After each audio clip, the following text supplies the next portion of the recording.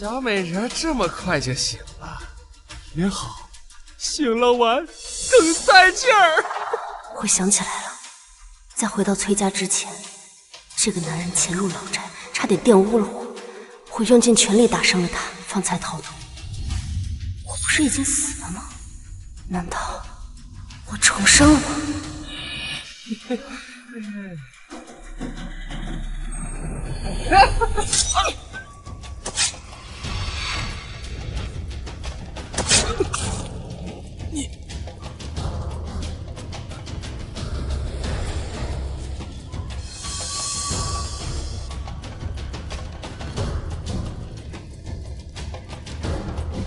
看来是老天有眼，给了我重活一世的机会。冤有头债有主，前世他们欠我的，是时候还了。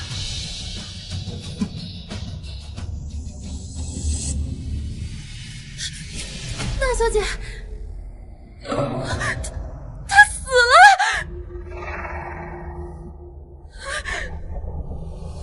嘘，你的声音太大了，吵得我耳朵疼。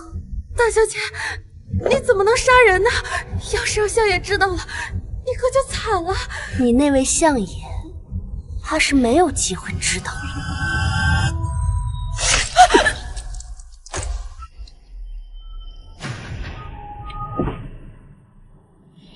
前世回京之后，你污蔑我跟外男有染，害得我在祠堂罚跪了多日。成婚的时候，还被侯府强行验尸，如此屈辱，便拿命来赔。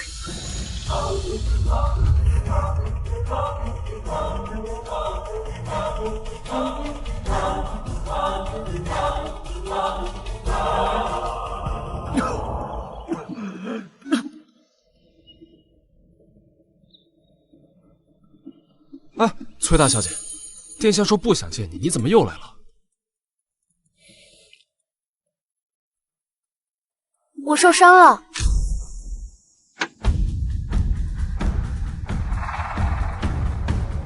哪里受伤了？何人杀了你？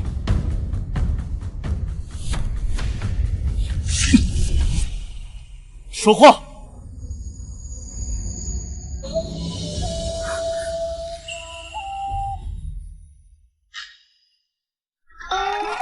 那个，属下想起来有人约我喝酒，我先走了。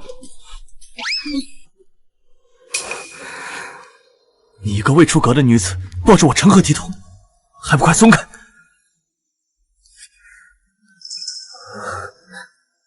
疼不疼？到底怎么回事？这不是我的血，伤害我的人被我杀了。什么意思？刚刚有个男人趁我昏迷的时候想玷污我，我就用你给我的匕首杀了他。崔家派来接我的丫鬟又同他是一伙的，也一并被我杀了。三哥，你觉得我这样残忍吗？不会，你做得很好。尸身在哪儿？在崔家老宅的院子里。我会帮你处理干净。可是这崔府派来的丫鬟如此对你，分明是想要加害于你。依我看，你还是不要回京了。但清远侯府和我有婚约，婚约毁了又如何？有我在，谁敢反对？毁了婚约，你会娶我吗？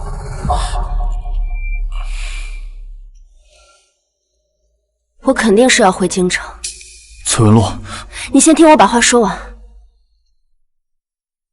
我做了一个很长的梦，梦里我嫁给了李木泽，但他早就跟我的二妹崔馨儿暗通款曲，还给我加上了通奸的罪名，害死了我。我还知道我的母亲就是被崔馨儿母女害死的，我的灾星之命也是他们给我安上的，所以我要报仇。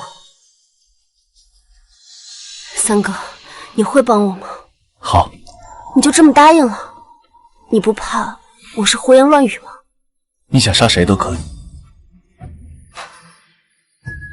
但是别脏了自己的手。三哥，你跟我一起回京城吧。你的毒能解，虽然我还没有找到那个能解毒的神医是谁，但他就在京城。你怎么会？我怎么会知道你中毒？我还知道你不喜欢我，都是骗我的，所以你休想摆脱我。谁说我喜欢你了？我只是把你当做妹妹罢了。哦，收拾好东西，明日一早我们便回京。你答应回京城了？我只是在南方住腻了，想要回京城待一段时间，并不是为了你。好，好，好，不是为了我，我在你的心里微不足道，行了吧？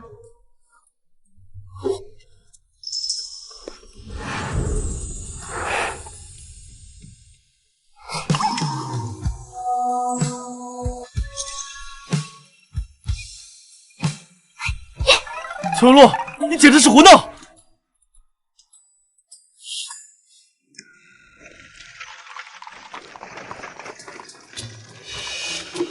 三哥，回京之后，你是不是就要住在宫中或者王府了？都不是。那你住哪儿？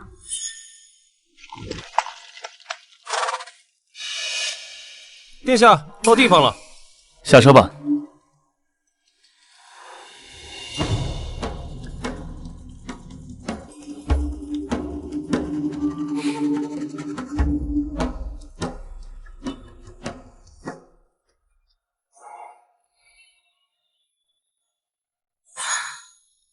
这里就是你的府邸吗？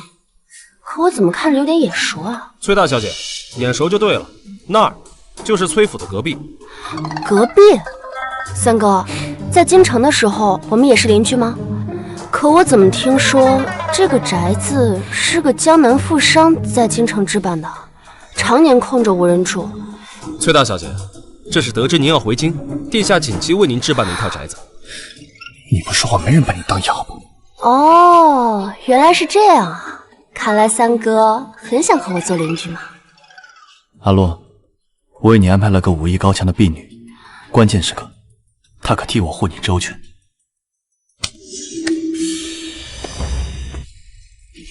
奴婢锦绣，见过崔大小姐。太好了，我正愁府里没有信任的人可用呢。回到崔府，遇到任何麻烦，记得及时寻我。嗯，去吧。阿洛，万事小心。知道了。殿下，您明明深爱着崔大小姐，为何不告诉她呢？在我体内的毒没有解开之前，我是不会向她表明心意的。我不想她的余生被我拖累。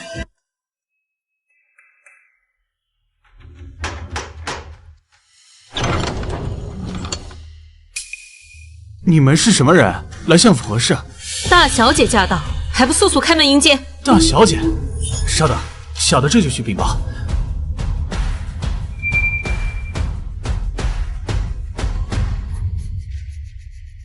娘，你派出去的人能得手吗？不管他得不得手，只要有翠儿在，我都会让他名声尽毁。说的是。走吧。大小姐到。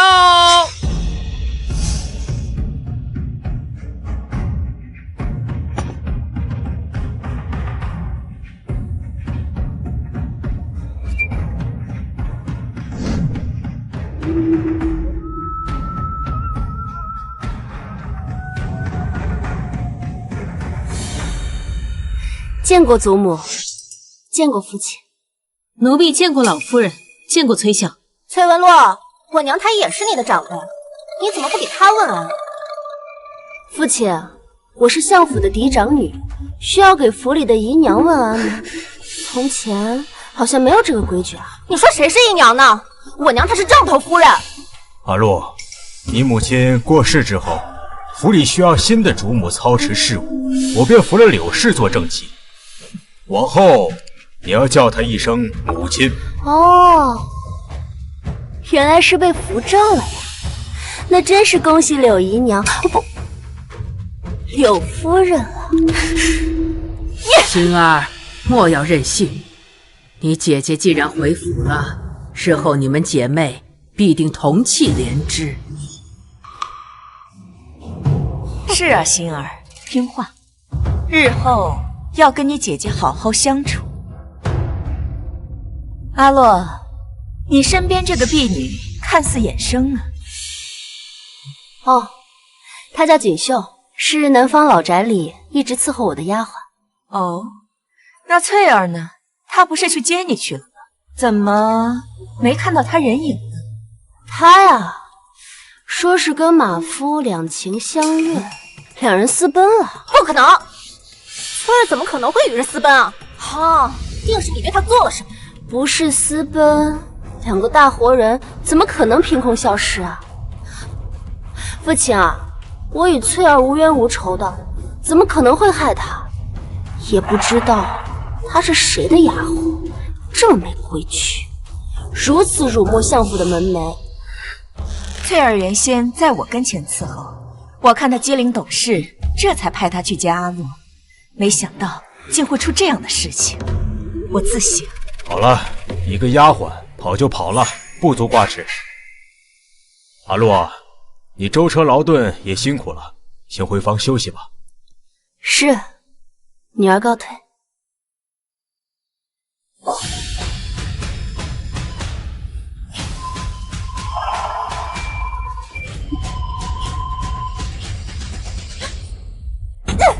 崔有乐那个贱人一定是故意的，翠儿肯定是被他给害死了。是我小瞧他了，原以为他在南方多年不谙世事，只要翠儿说他与外男苟且，怎么着都能扒他一层皮。没想到他居然釜底抽薪，直接让翠儿给消失了。这翠儿可是您一手培养起来的亲信，这笔账不能就这么算了，我们一定要让他付出代价的。她的容貌和她母亲当年相比更是美貌，李慕泽见了她，未免不会心动。娘，我以后是一定要嫁给慕泽哥哥的，你要帮我想想办法呀，娘。急什么？如今他都已经回府了，你还怕没有机会对他下手？只要找个人偷走他的贴身衣物，随便塞到哪个男人的手里，那他和男人苟且的事不就百口莫辩了？还是娘你有办法。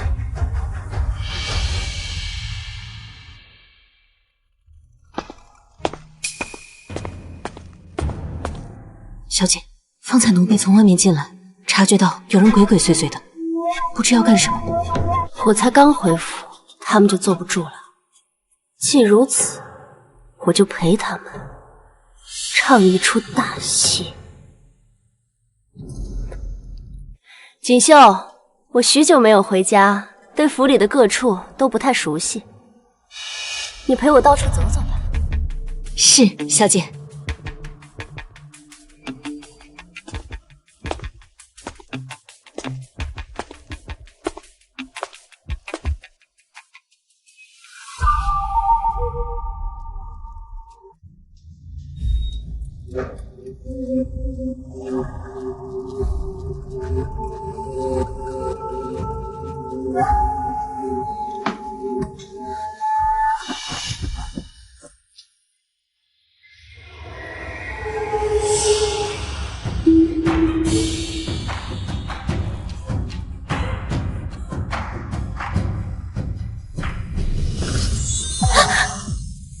大小姐，你来我房里做什么？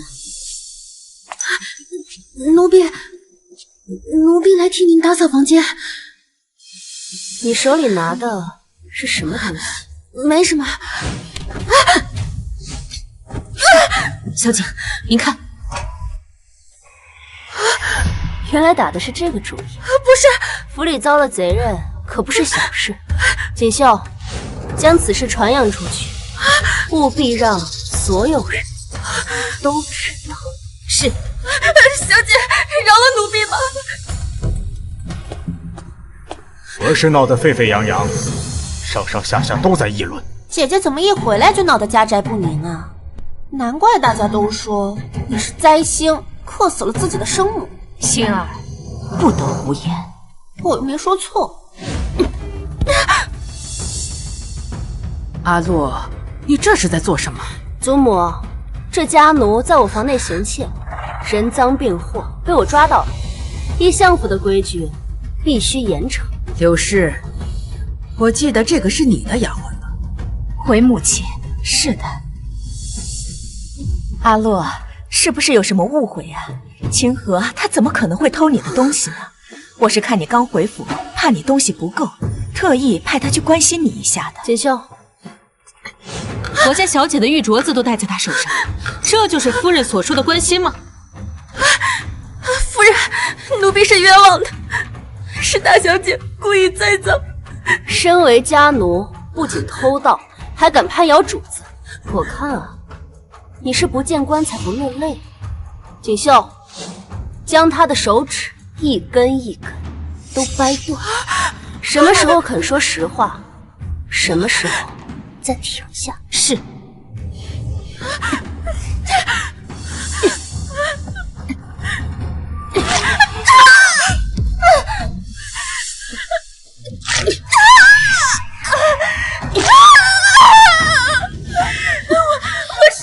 我说，是夫人吩咐我来大小姐房中拿肚兜的，奴婢只是奉命行事啊。柳夫人，是这样吗？你这贱婢，你胡言乱语什么呢？我怎么会无缘无故的让你去阿洛的房间偷拿他的私物呢？母亲，老爷，这丫鬟偷手镯，证据确凿，理应处死，给阿洛赔罪。来人，把他给我拖出去！杀他，何必这么麻烦？不要！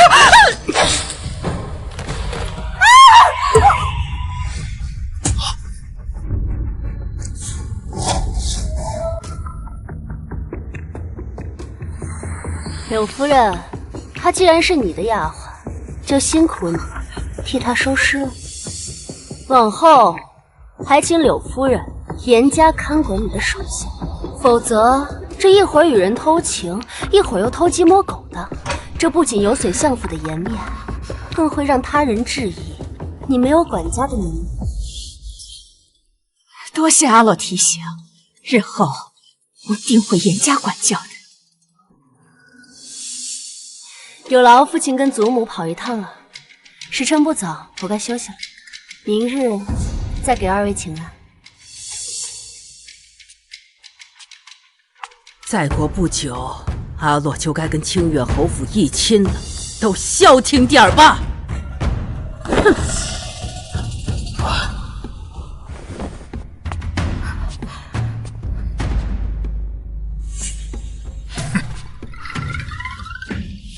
母亲，他竟敢当众行凶！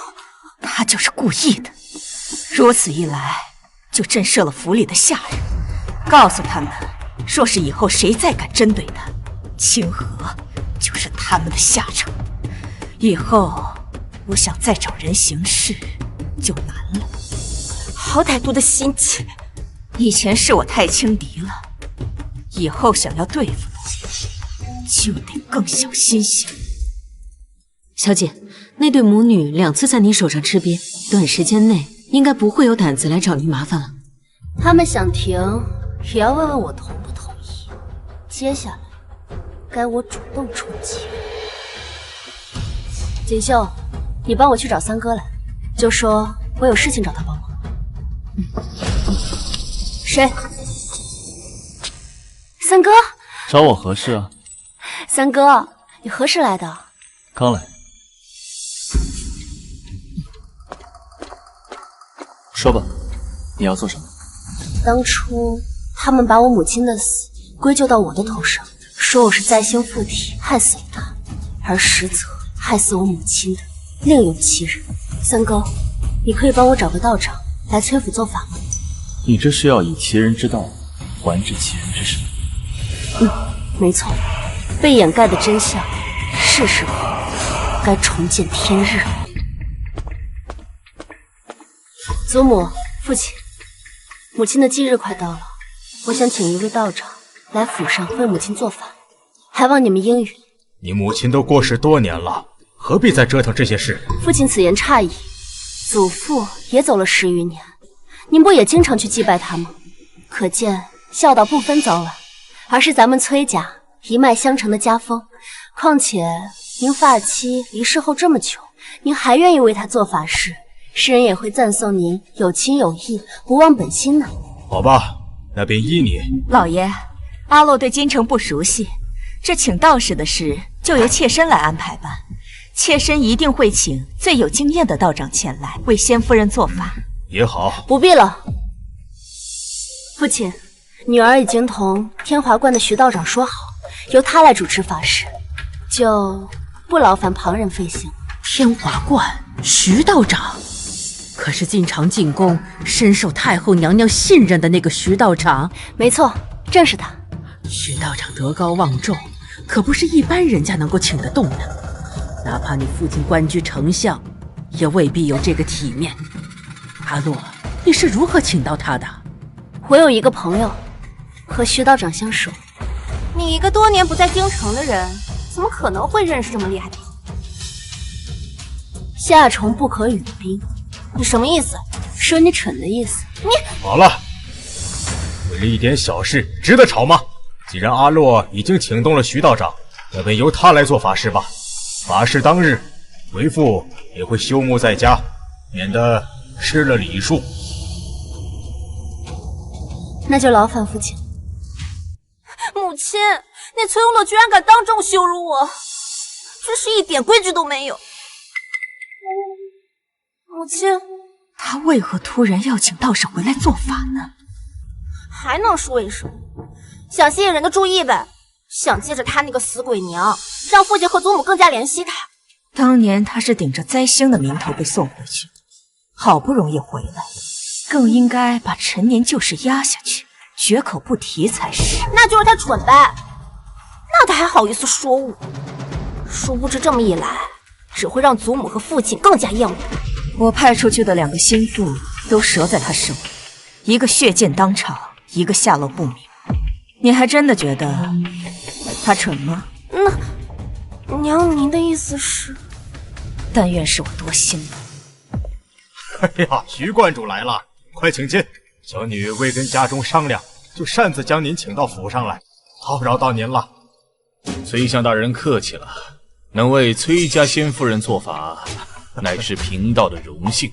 况且崔大小姐一片孝心，令人动容，贫道是乐意至极呀。都说徐道长脾气古怪，目中无人，怎么今日这么随和？徐道长，家母生前的住处就在这南边的院子里，请随我来。请。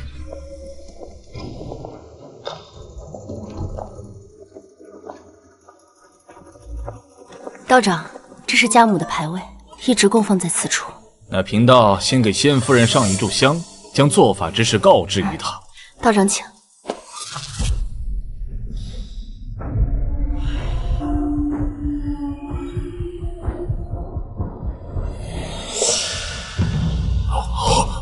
不好，香断了。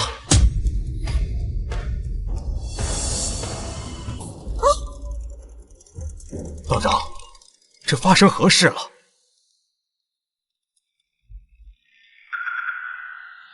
香火尽断，乃是大凶之兆，说明这屋子里怨气不散，仙夫人魂魄难安呐。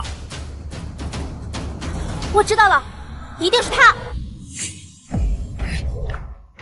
崔文洛，当初你克死了自己的母亲，他一定恨死你。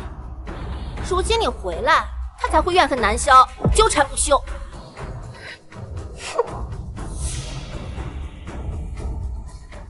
老爷，如果真是如此，那不如……哎，崔二小姐此言差矣。仙夫人的残魂多年不散，和崔大小姐没有关系，而是有人用邪物镇住了她的亡魂，让她无法安息。您说什么？邪物？那这邪物在何处？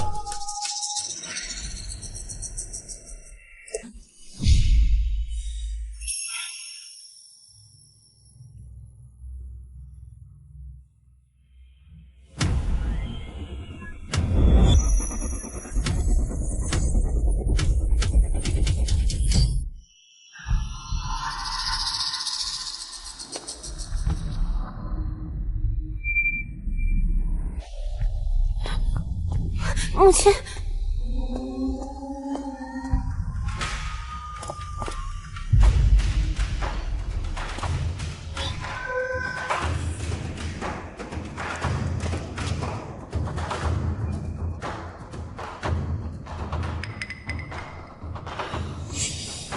道长，这棵树是有什么问题吗？罗盘指向此处，我怀疑树下必有隐情。来人，拿铲子来，把这挖开。是。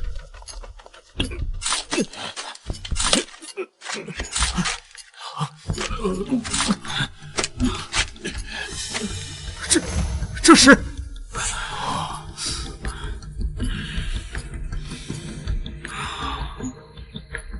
这是人骨。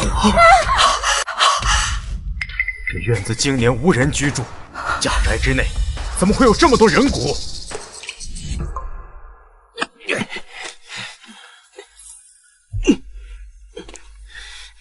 住在隔壁果然不一样。三哥如今来崔府，如入无人之境。这些骨头都是从哪里找来的？本王心狠手辣，谁招惹我，我不仅要杀了他，还要将他扒皮抽骨。所以，你要是害怕的话，就离我远一点。是因是我，是劫是缘，是宿命纠缠，前尘如幻，此生不堪不该一。你放肆！你还是这么可爱。我知道你不会滥杀无辜的，这些人骨定是十恶不赦之人的。明日我便让柳氏自食恶果。人骨？这上面的生辰八字不知是何人的。这上面的生辰八字是我母亲的，会被记在这根骨头上。这是锁魂阵，这些人骨的主人生前多半是屠夫武将，手染鲜血，命中带煞。如今跟仙夫人的生辰八字关联，会困住她的亡魂，令其不能投胎转世。究竟是谁用这样恶毒的计策，要困住我的母亲，就连她死后都不肯放过。母亲，这些骨头不会是您放的吧？听他瞎说，我压根不知情。父亲，请您为母亲做主，定是有人对母亲痛下杀手，害死了她，否则也不会因为当年小小的风寒病故。偏偏作恶之人，还将这一切都归咎到我的头上，说我是灾星，妄图混淆视听。哼！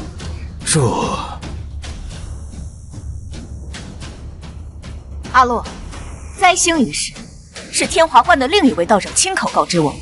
天华观的道长法力高深，我们自当听信。说崔大小姐是灾星的是哪位道长？这就记不太清楚了。我记得，他姓邱。天华观只有过一位邱道长，几年前他滥用邪术出了人命，被我知晓后将他逐出道观。此人心术不正，还望崔相国和夫人莫要轻信此人。邪术？那会不会这锁魂阵就是拜他所赐？不是没有可能。柳夫人，没记错的话，这位邱道长就是您请到府上的吧？崔文洛，你胡说什么？休想污蔑我母亲！老爷，妾身冤枉啊！妾身一直尊敬仙夫人，您是知道的。道长，这锁魂阵可有办法化解？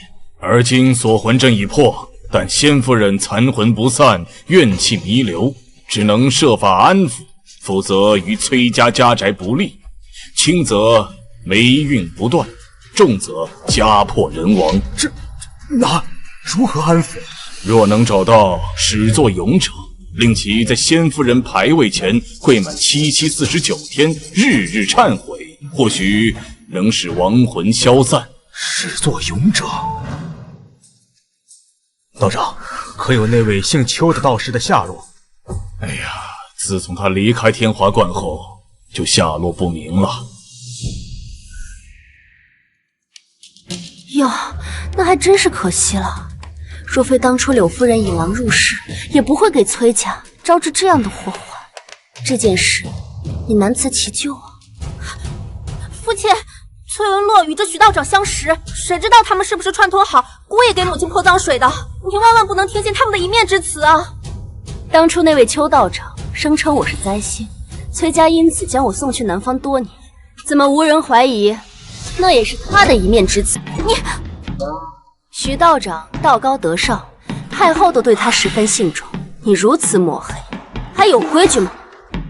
况且这院子长期无人居住，却挖出这么多的白骨，证据确凿，还能有假？你灵儿，不得对道长无礼。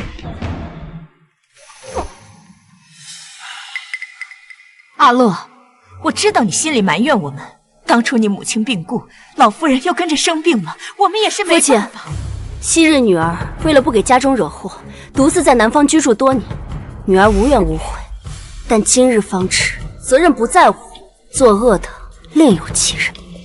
如果放任下去，怨气不散，崔家不得善终啊。那依你所见，该当如何？此事因柳夫人而起，有因才有果，不如让柳夫人代替姓邱的道士，在我母亲牌位前跪足七七49日，以此赎罪吧。阿洛，我好歹是你的长辈，你怎么能这么歹毒啊？我这么提议都是为了崔家好，宁可信其有，不可信其无啊。父亲，我不是灾星，我没有害死母亲，请您相信我，不要让我走。阿洛，听话，你是崔家的大小姐，不能只想着自己，不顾崔家其他人。既然道长已经说了，自有他的道理，宁可信其有，不可信其无啊。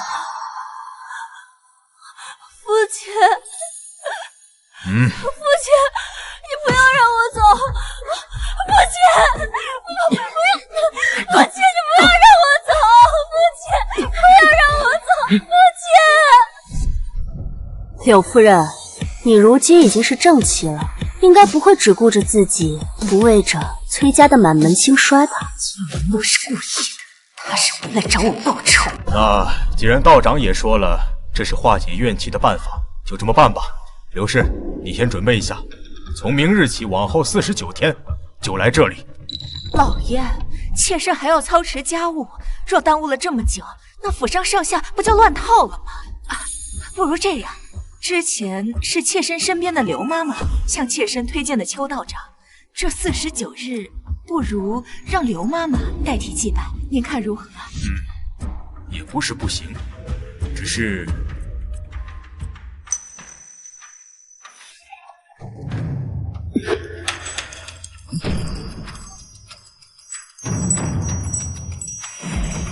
奇怪，这院子里连一丝风都没有，铃铛为何会响个不停？莫不是母亲在回应着什么？这铃铛怎么突然响了？难道真是何时的亡魂尚在呢？道长，可否请您解惑？以贫道之见，是怨气撞向了铃铛，恐怕是崔相和夫人相伤的结果，令先夫人不满吧。柳夫人，看来您身边的这位刘妈妈似乎难以平息怨气，还得您亲自来才行。父亲，您说呢？阿洛说的对，此事宁可信其有，不可信其无。刘氏，你就不要找人代替了。是，此事虽错不在妾身，但为了家宅平安，妾身愿意承担一切。柳夫人到了母亲的牌位前，可千万不要再说这些推脱责任的话了，切记心诚则灵。至于这府中的事务，父亲，女儿不是回来了吗？往后若要嫁人，也是要做当家主母的。柳夫人不便之时，女儿可代替掌家，也当提前积攒经验了。有你祖母坐镇，这府中事务定不会错乱了，岂用得着你一个孩子操心？崔少官至丞相，聪慧绝伦，岂会猜不到当年母亲的死和我被送走的事都与柳氏有关？可他却如此提防我，分明是要维护柳氏。徐道长，今日之事做得不错，这是给你的赏赐。殿下客气了。昔日天华观弟子无德，害得崔大小姐在外流落多年。今日贫道所为，只不过是拨乱反正，怎敢领赏邀功啊？收下吧。本王知道徐道长是一个正直良善的人，帮着本王编排故事，属实是难为你。那就多谢殿下了。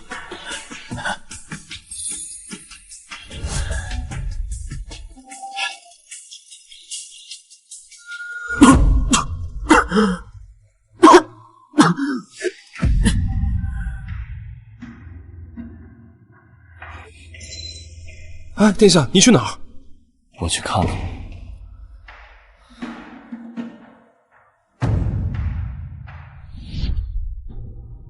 母亲，让柳氏给您跪满49日赔罪，只是一个开始。血债当以血来偿。谁？锦绣在门外守着，除了我，还有谁能进来？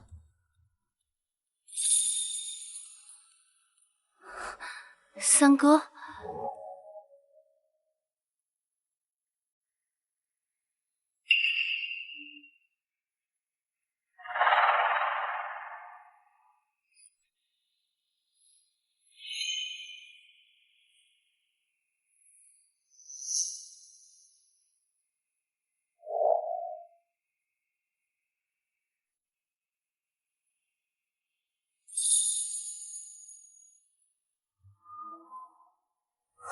你是皇子，怎能跪我母亲？你快点起来！作为晚辈，第一次见你母亲，跪她无妨。女婿跪岳母，倒是无妨。我只是把你当做妹妹哥，可并不想娶你。是，殿下只当我是妹妹，是我自作多情，对殿下求之不得，辗转难寐。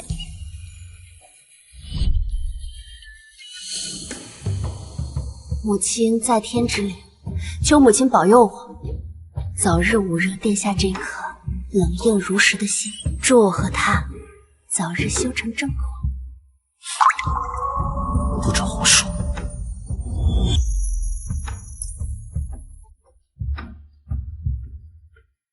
崔夫人，是我心悦阿乐，不敢表露心意。我身中剧毒，生死难料，还请您庇佑他平安顺遂，觅得良缘。我回京的消息，清远侯府一定知道，过不了多久，他们就该来提亲了。你可有对策？需要我帮忙吗？我也有对策，且需要你的帮忙。每年立春，皇家别院便会开设春日宴，年轻的高门子弟都会相聚到此，饮酒作诗，闲聊赏花。倒是有所耳闻。你是要去吗？我收到了请帖，李慕泽跟崔馨儿也会去。那你需要我做什么？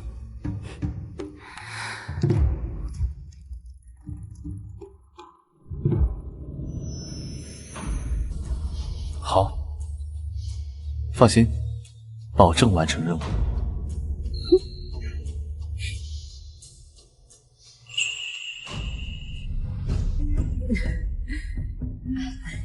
好久不见，这酒真不错。是啊，你的气色还是一如既往的好。好美的女子。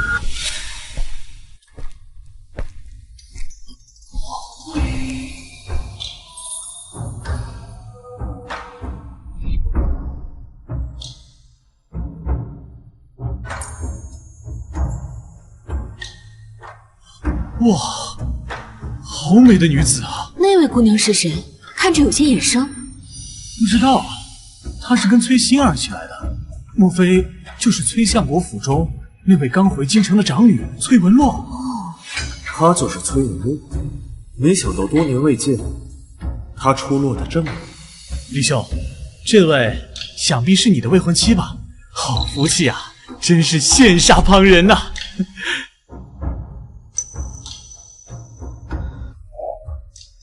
妹妹，你是在看我的未婚夫吗？他可是你的姐夫，你如此眼巴巴地看着他，叫外人看了去，还以为你们二人有私情呢。你胡说什么呢？我什么时候胡说了？清远侯府世子跟我早已有婚约，他可不是你能觊觎的，更不会喜欢你，他只会在意我这个未婚妻。你如此不得体地盯着他看，僭越！你算什么东西？他才不会喜欢你呢！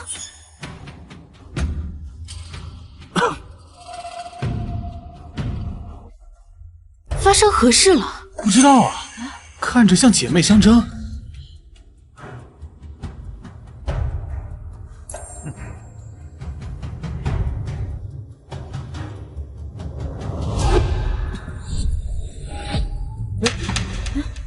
这是什么东西啊？是画呢。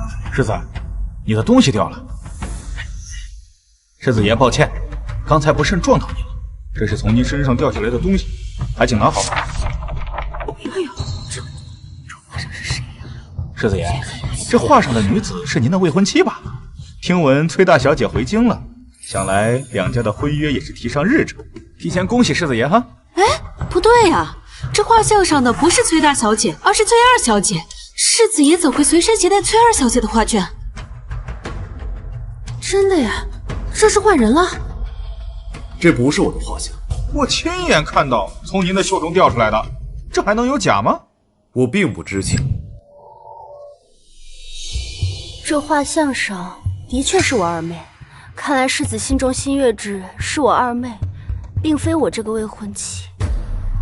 崔大小姐，我并未移情别恋，这画至于从何而来，我也毫不知情。你不必解释了，难怪刚刚妹妹一直警告我，让我认清自己的位置，说我在你心里什么都算不上，他才是你的心中所你，我何时说过？崔文洛，你血口喷人！你刚才那么呵斥我，大家不都听到了吗？我是听到了，崔希儿对崔大小姐说，她算是个什么东西这样的话。她这是趁崔大小姐不在京中，抢走了姐夫。如此看来，崔大小姐真是可怜。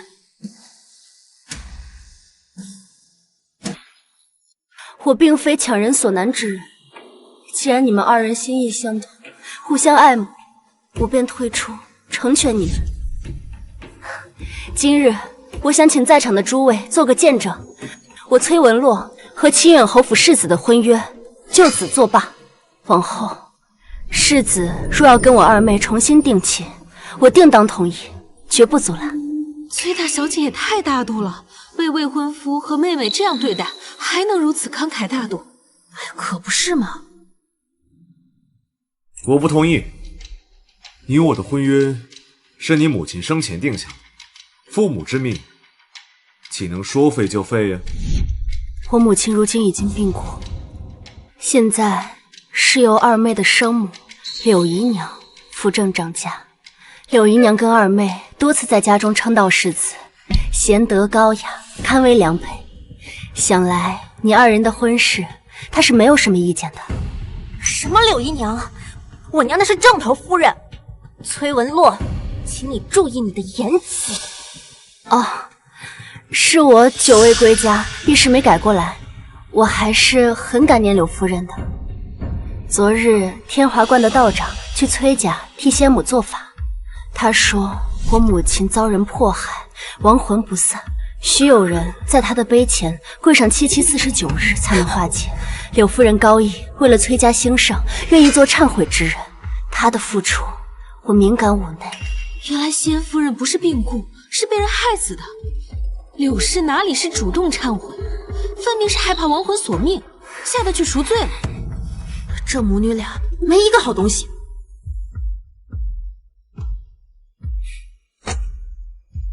他倒是一点亏都不肯吃。好你个崔文洛，你少污蔑我娘了！待会儿回府里，我去告诉祖母跟父亲，让他们扒你的皮。妹妹，姐姐是说错什么了吗？柳夫人现在就在我母亲的秋兰院跪着，我若造谣，天打五雷轰。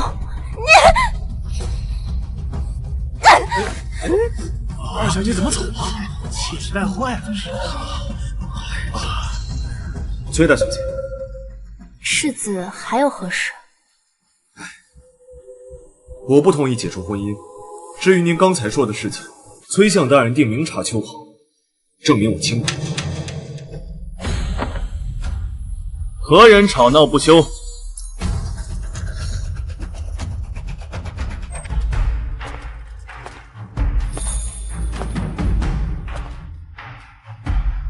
你是何人？放肆！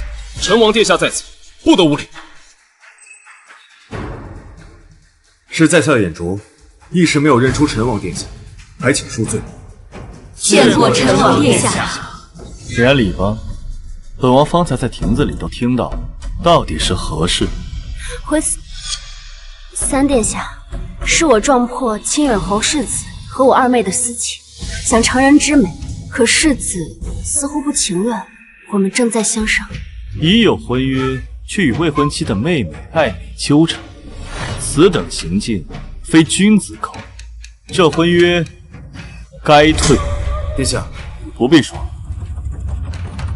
崔相明镜高悬，也不会眼睁睁看着自己的女儿掉进火坑。况且本王今日路见不平，便替崔大小姐了了这桩婚事。日后若是清远侯府再纠缠不休，便是不将本王放在眼里。多谢殿下仗义直言。本王还有事，你们自便。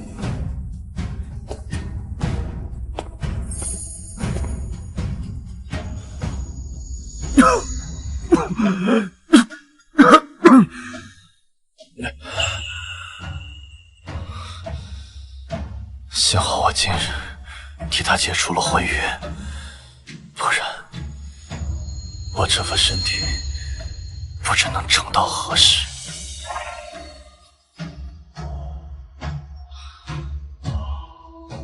魏娜，你说，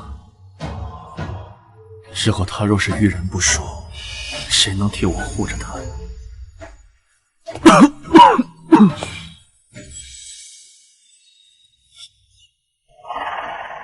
你怎么来了？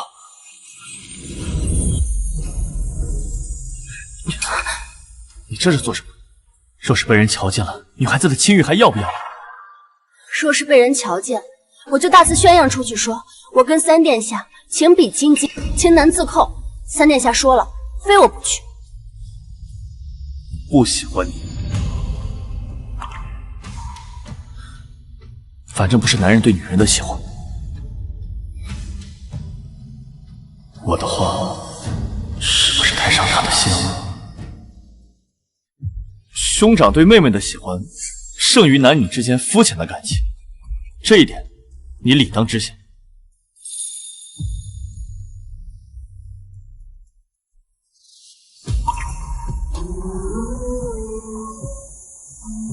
三哥，你一定能解毒，早日恢复健康。无论多难，我都会陪着你。老爷，你要为我做主啊！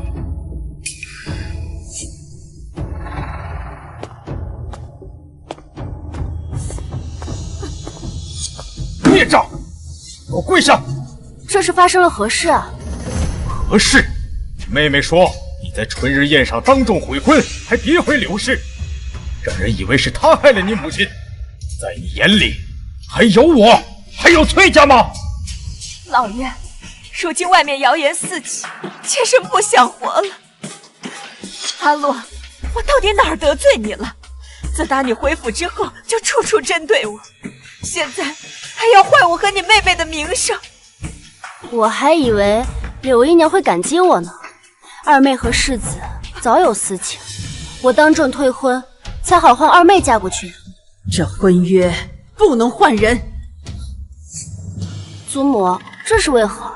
传出去，外人会非议我们崔家苛待长女，家风不正。你父亲在朝为官，最是需要文人清流的支持，不可失了风骨和名声。阿洛，你照常嫁进侯府，对外就说那画像的事是有人为了离间两家关系故意为之，于崔家、于侯府都有交代。于崔家、于侯府都有交代，唯独对我没有交代。祖母就没想过，孙女嫁过去，皇后会不幸吗？阿洛，大局当前，不是你耍小性子的时候。那恐怕晚了。成王殿下已经帮我退婚了。你说什么？陈王，此事怎会牵扯到陈王？陈王殿下知晓了二妹和世子的私情，便当众斩断了这段孽缘。他还说，父亲您明镜高悬，定不会将我这亲生女儿推进火坑。祖母是老糊涂了，可父亲您最明事理啊，怎会不替女儿考虑呢？既然陈王殿下都认定这是一桩孽缘，想来此事错在仙儿和世子。父亲，你可愿嫁给李慕泽？我杏儿此前对世子无意，但这么一闹，往后她清白受损，日后再谈婚论嫁也难了。不如让杏儿嫁到清远侯府去吧。女儿听父亲和母亲的。那就这么办吧。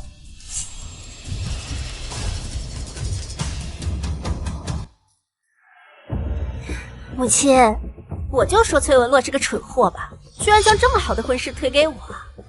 他这么做到底是为什么？连我都搞不懂。难道真的是我高估他了？他竟为了一时的义气，就舍弃了嫁进侯府的机会。退了婚的女子呢，定会遭人嫌弃，往后她就只能嫁给商贾小吏，而我会轻而易举的将她踩在脚下。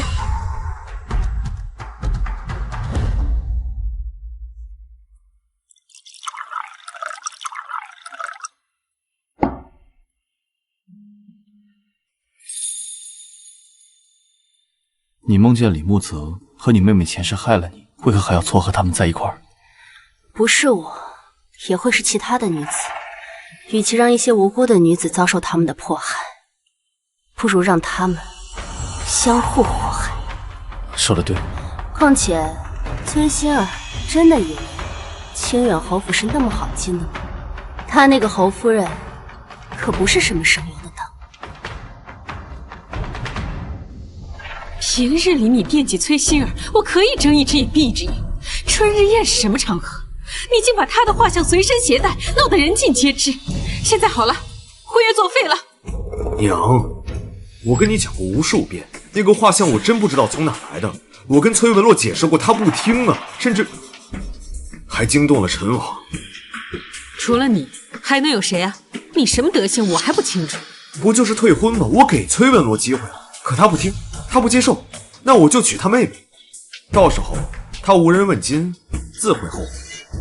你懂什么？崔文洛生母出自建江何氏，何氏出过3代帝师，5朝宰相。崔文洛生母那一辈就这么一个嫡女，若非她当年嫁给崔少，就是连皇后都当得。娘，崔文洛他外祖父这么厉害啊！我还听说何氏在临死之前给他的女儿准备了极为丰厚的嫁妆，这嫁妆不在崔公家中，由崔文洛亲自保管，娶了崔文洛就等于娶了整个何家。那嫁妆的事根本就是子虚乌有的。何家在建江虽是望族，但祖上的官员一个比一个的清廉。建江毗邻西境要塞，常有战事，一旦战起，朝廷拨冗的物资耽误数月，战士们等不起，外祖父便变卖了私产，第一时间送往前线。我出生后不久，京城瘟疫，药价高昂，母亲拿出了几乎所有的家宠，瞒着崔家去置办药材，再由人分发给了京城穷苦的百姓。兼善天下是何府的家风，而他留给我的，实则只有一世藏书。原来如此。可外人不这么认为。在梦里，我跟李慕泽成亲之后，他跟他的母亲一再逼问我嫁妆的下落。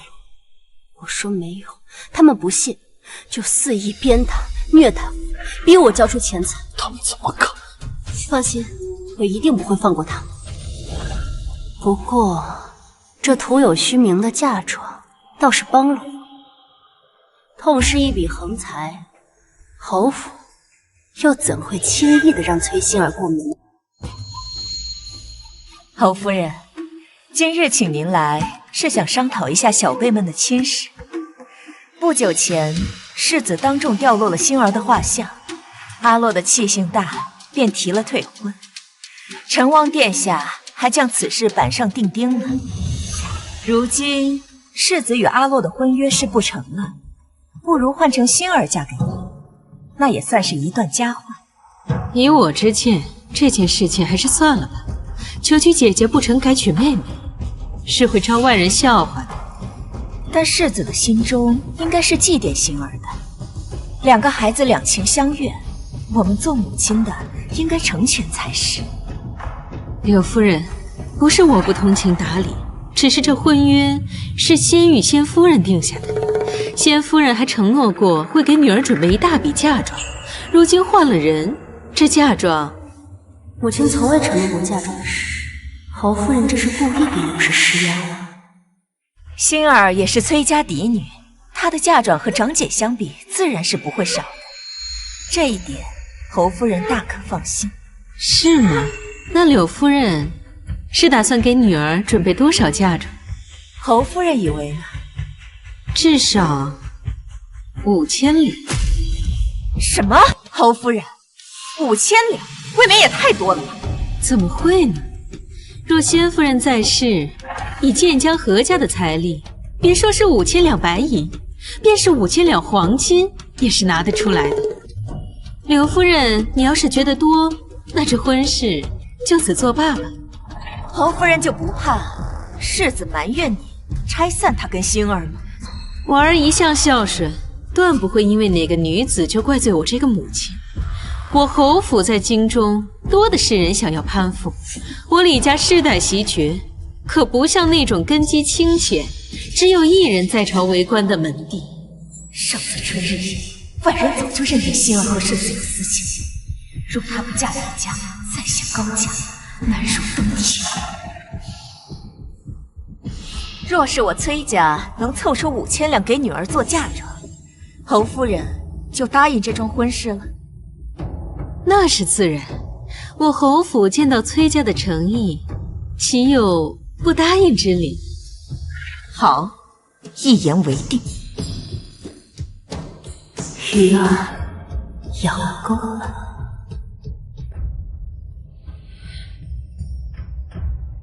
娘，5000两银子呢，咱们拿得出来吗？拿不出也得拿。要是嫁不进侯府，你这辈子名声就全毁了。外人会说你勾引姐姐的未婚夫，被人亵玩却高攀不上，偷鸡不成蚀把米。那可不行啊！娘，你一定要帮帮我。都怪何氏，当初给侯府夸下海口，养大了侯夫人的胃口。那崔文洛的死鬼娘没留下点什么吗？何氏嫁到崔家时，嫁妆的确颇丰，当时人人都说是你父亲高攀了她，可是没过几年，那些嫁妆就都不见了。他对外人说，他把他们安排好了，以后会留给崔文洛。但是这么多年过去了，谁都不知道那些财物的下落。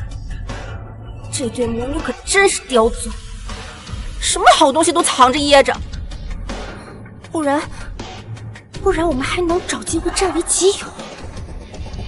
待会儿你跟我去库房里找找能变卖高价的东西，目前能凑足5000两才是最重要的事。好。二位，掌柜的，你帮我看一下这些东西能值多少钱？好，这把折扇是前朝的，能值50两。那这玉佩呢？这是一块羊齿玉，但质地一般，能值30两。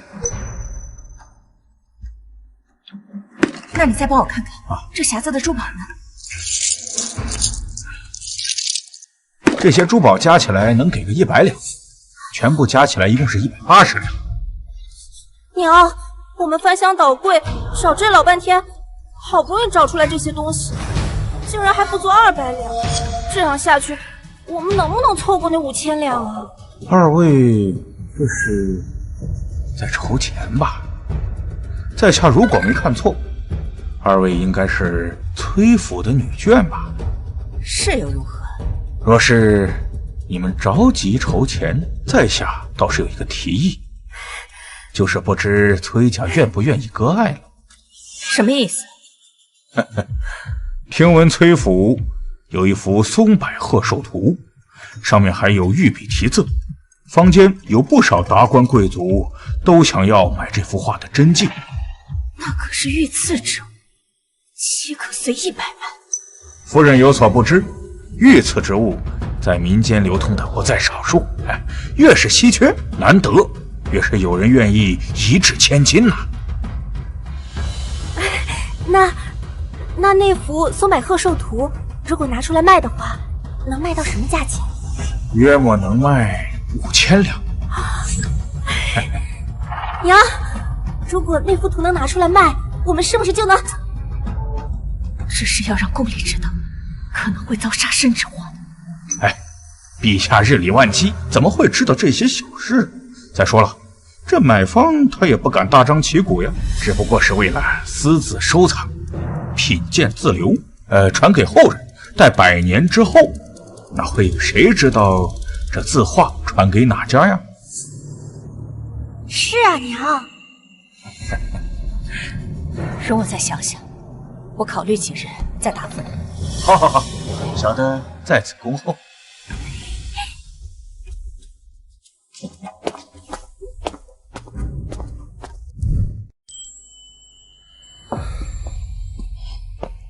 殿下，崔姑娘，那位夫人好像动心了。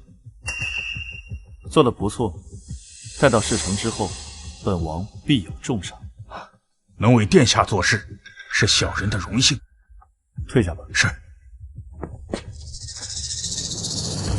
阿洛，你此前生长在南方，既然知道这对母女经常来这间当铺进行典当，你这本领可当真不小。知己知彼，百战不殆。那你猜猜，你的这位继母和你的妹妹会不会铤而走险，典当御赐者？我猜他们一定会。娘，你还犹豫什么呀？你没听见那掌柜说了吗？这幅画能卖5000两，有了这银子，我就能如愿嫁给木泽哥哥了。那幅画是皇上御赐给你祖母的贺寿图，上边有皇上的亲笔题字，要是被人知晓了，后果不堪设想。那幅画都放在库房多久了，从来都没有人在意过。而且那掌柜也说了呀，这买家买了画，定会守口如瓶，不会声张出去的。这些银子跟白送给我们有什么区别啊？一直以来都是我执掌内务，要是被你祖母发现了，她一定不会善罢甘休的。嗨，我们之前不是也卖过祖母的嫁妆吗？她从未发现，这一次她照样发现不了的。娘，你要是实在担心的话，不如我们找人临摹一幅一模一样的。祖母她又不通字画，发现不了什么异样来。你这个主意倒是不错，星儿有长进了。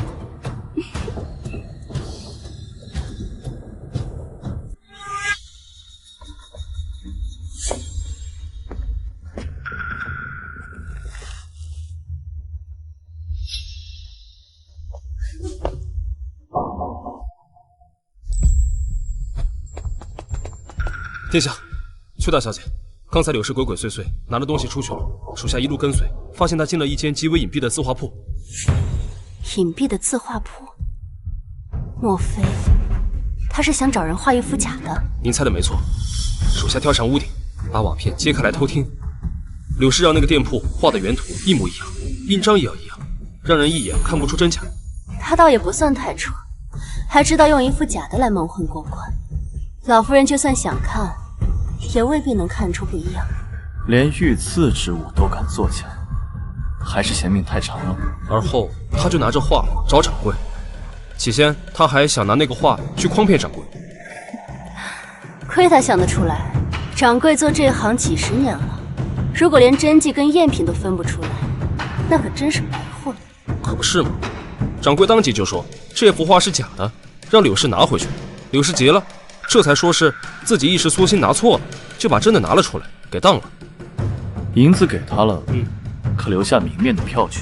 本来是留了的，但是柳氏心虚，特意叮嘱掌柜不要留存票据。没有票据，没有记载，他就等着以后吃哑巴亏吧。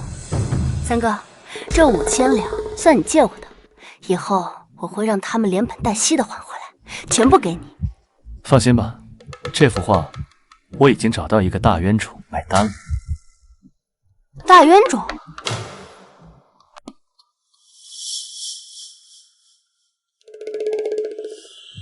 三哥，这真是父皇几年前遗落在民间的那幅画吗？可我记得他说过，那画上画的是白鹤祥云，可这幅是松柏图啊。六弟，你看这印章，是不是父皇的印章？倒是没错，的确是父皇的私印。你再看上面的字迹，是不是父皇的真迹？这倒是没问题。六弟，听闻你前几日在怡红楼喝醉了，抱着酒壶在楼梯上痛哭，被不少人瞧见了。言官一致弹劾你放荡形骸，父皇痛斥了你，让你反省，可有此事？真是好事不出门，坏事行千里。父皇寿辰在即，你若将这幅画买回去献给父皇，就说是父皇遗失在外的墨宝被你找到了，父皇一开心，便不会再斥责你了。哎，四哥，这招真有用吗？当然了，我可是你三哥呀，我会骗你吗？好，我相信你。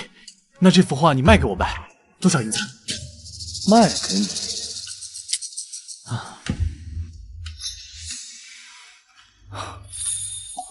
6000两。这么贵？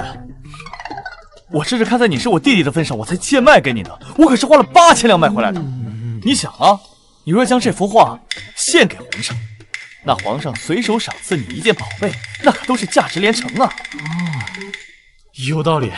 三哥，还是你对我最好了。你8000两买的，只卖我6000两。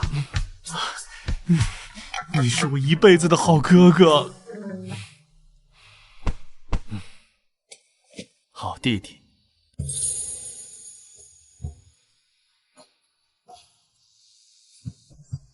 皇上，六皇子求见。他还有脸来？之前他在怡红楼丑态百出，连带着朕都脸上无光，让他滚！朕不想见他。皇上，六皇子说他在外花重金寻到了您遗落在外的那幅墨宝，今日特意带着墨宝来向您赔罪的。难道是朕最喜欢的那幅白鹤图？多半是了。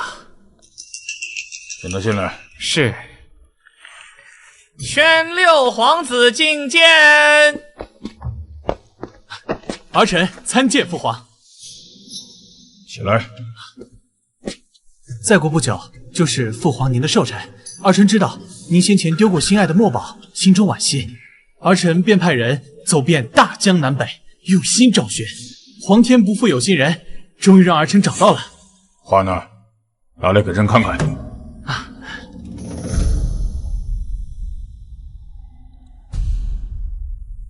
这幅画你从何而来？是儿臣斥重金买来的。花了多少银子？这说6000两。6000两？朕真没想到，朕的这幅画竟值这么多银两。这可是御笔亲作，普天之下能有资格拥有的人寥寥无几，就算是万金，那也是值得的。好，把话收下吧，你先退下吧。那父皇对儿臣的这份寿礼可还满意？依朕看呐，你的俸禄还是太多了。传令下去，即日起六皇子的俸禄减半，而且无事不得随意出府。父皇，为什么父皇？儿臣哪里做错了？下去。六皇子殿下，请吧。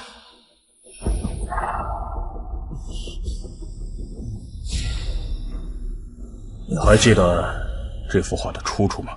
奴才还记得，这幅画是当年崔老夫人60大寿时，崔相替她求封诰命，您感念崔相辛苦，特意亲笔御题赐给崔老夫人，当作生辰礼物的。对，没错。宣崔少入宫，朕倒要看看他如何解释。是。曹夫人，请坐。心儿的嫁妆我都已经准备好了，这婚期是不是该尽早定下？前几日您还觉得不妥，这么快就有好消息了？柳夫人，该不会是戏耍我吧？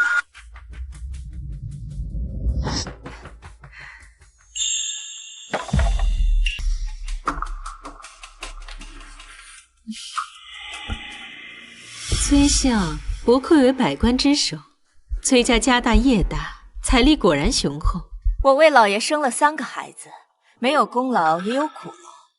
心儿的2个弟弟平日里都在书院读书，她是我唯一的女儿，我自然是要她嫁得风风光光的。柳夫人放心，崔二小姐与我儿郎才女貌，般配得很。我这就去找媒婆，尽早上门下聘提亲，确定良辰吉日，好让2人尽早完婚。如此甚好。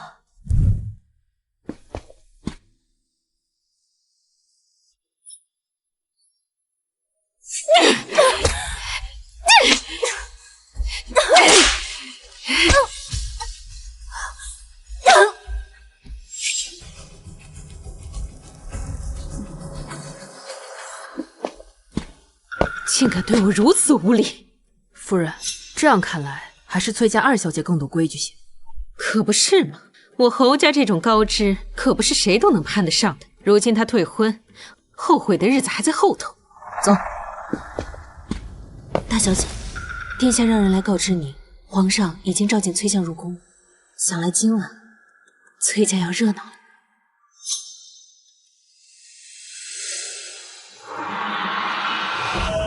宣丞相大人觐见。老臣崔绍拜见皇上。起来吧。谢皇上。不知皇上召见老臣，所为何事？崔相，可还记得当初你母亲过60大寿，朕亲自作画赐给她的那幅松柏鹤寿？臣当然记得，皇上亲赐御笔，臣3生有幸。那幅画乃是我崔家镇宅之宝。哦，那幅画还在你家中吗？啊，自是在的。明天把那幅画找来，朕要看看。啊，是。奇怪，那幅画皇上都已经赐给崔家许久了，他怎么突然要看？莫不是发生了什么我不知道的事？臣告退。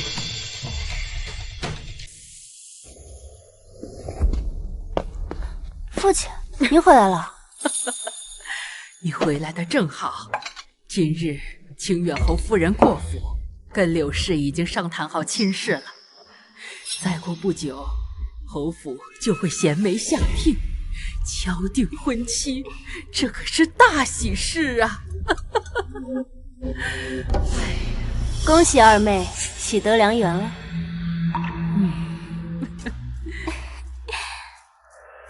还要多谢姐姐的推波助澜。等我成了世子妃，姐姐若是遇到困难，我这个做妹妹的定会帮衬1、2。你们姐妹和睦，这才是正道。成亲的事稍后再说。母亲，当初您被册封诰命，皇上赐给您的那幅松柏贺寿图，不知您安放在何处了？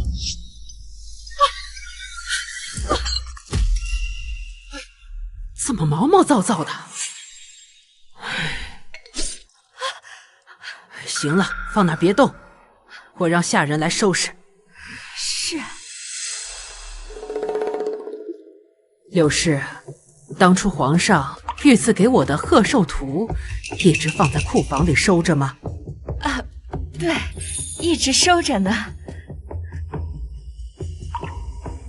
老爷，今日为何突然问起那幅画了？待会儿啊，去把它找出来，我有用。切记，检查仔细了，万不能有任何破损脏物，不能有任何差池。是。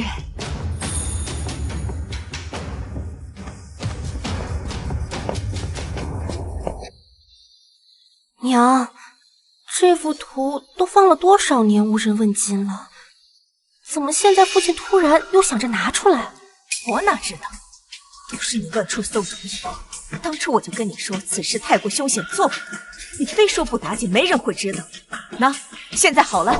娘，您先别急，也许是父亲的同僚或者友人想要欣赏欣赏这幅画，父亲碍于情面才答应的。这些人当中，能有几个人认得出来这是不是皇上的亲笔？依我看，这真画和假画也没什么两样。说得轻巧，要是真没区别，之前我拿去当铺，那掌柜怎能一眼就看出来不对了？那就算被人看出这画有问题，他们也不会当着众人的面拆穿的。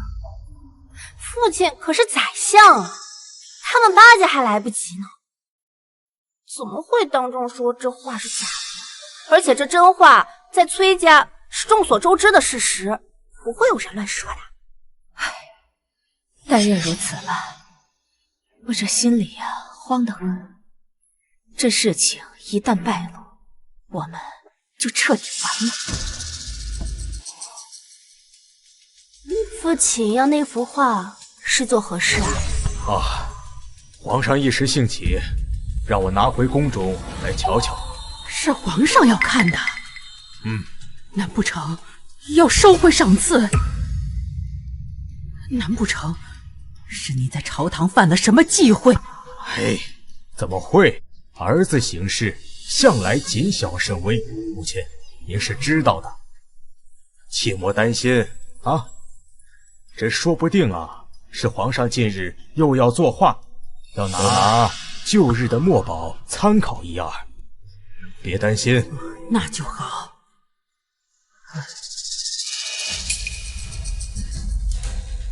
画拿回来了，给我吧。磨叽什么呀？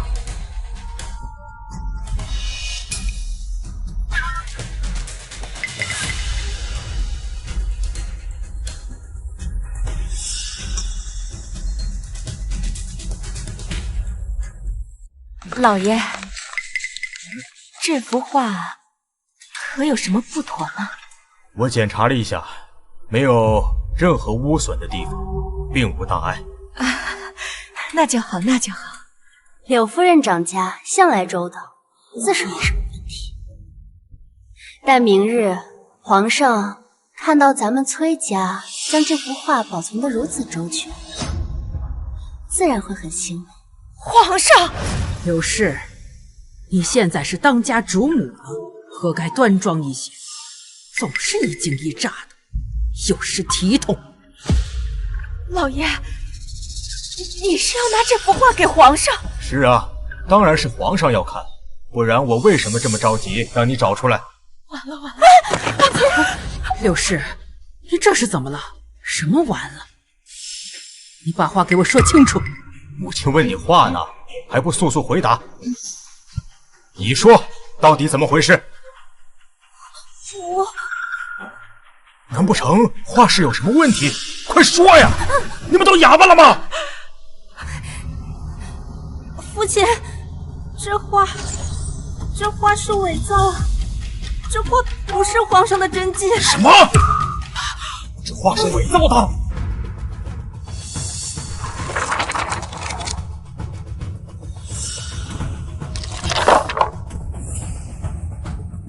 真的呀？真的去哪里了？啊！你快说，都什么时候了，还吞吞吐吐的？这御赐我的真迹到底去哪儿了？真迹被拿去当铺卖了。什么？什么？当铺？竟然把御赐的画去当了！陆氏，你怎么敢？你失心疯了吧？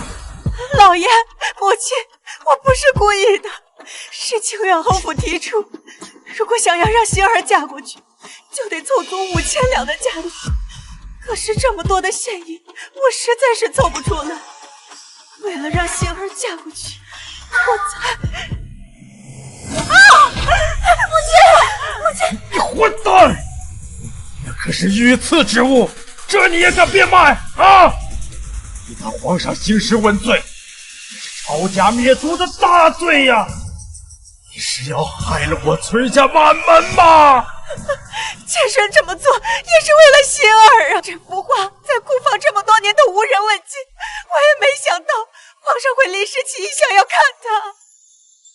糟了，是不是你卖画的事情被皇上知晓了？皇上这才追究问责。走吧。应该不会，此事我们做得极其隐蔽，当铺的人也保证过，绝不会将此事宣扬出去的。快，现在立刻去当铺，把画给我赎回来。要是被别人买走了，那就完了。好，我这就拿银票去赎画。且慢，崔文洛，你又要干嘛？柳夫人去当铺的时候，光是带上5000两怕是不够。你什么意思？你没当过东西吗？当出去的东西，若是想赎回来，是要加码的。你若是想原价买回它，也要问问店家答不答应。老爷，我……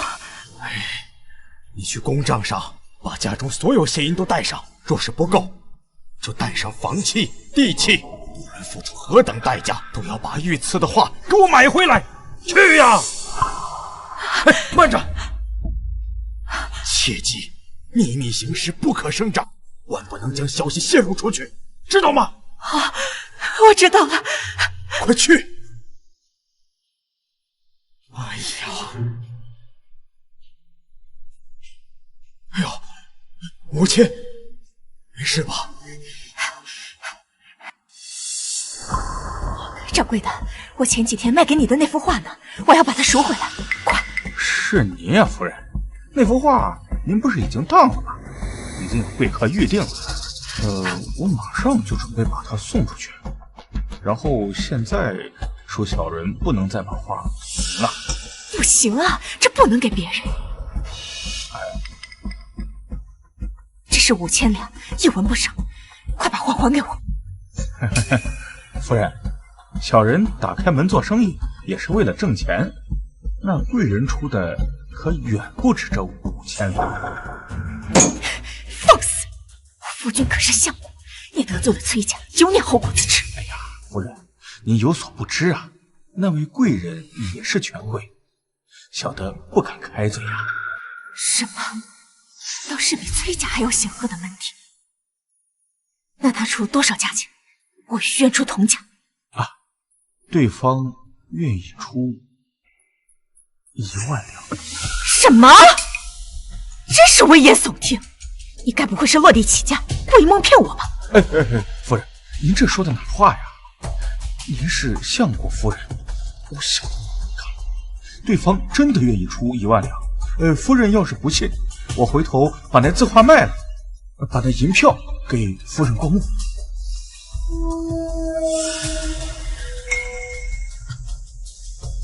这里还有几张地契和房契，都是地段优渥了。只要你把画给我，这些我也一并都给你。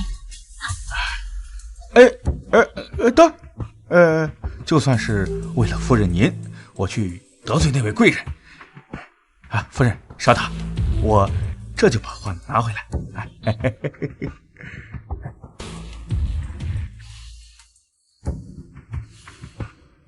夫人，请您过目。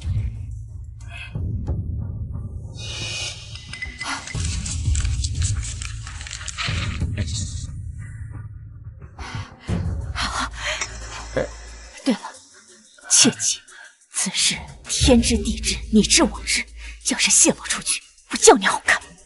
夫人放心，夫人放心，慢走。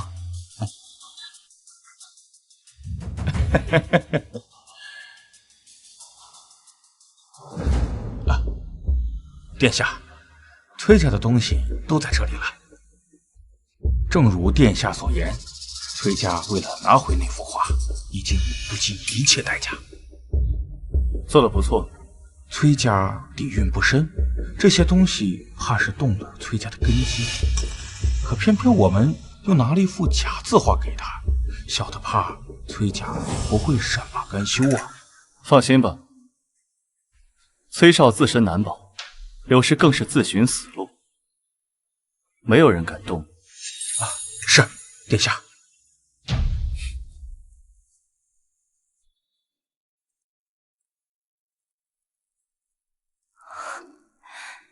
这些都是柳氏为了赎回那幅画给当铺的。没错，现在都是你的了。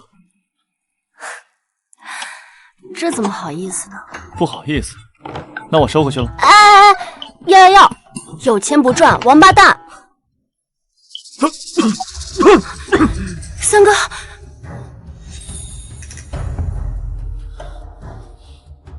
我先回去了。三哥。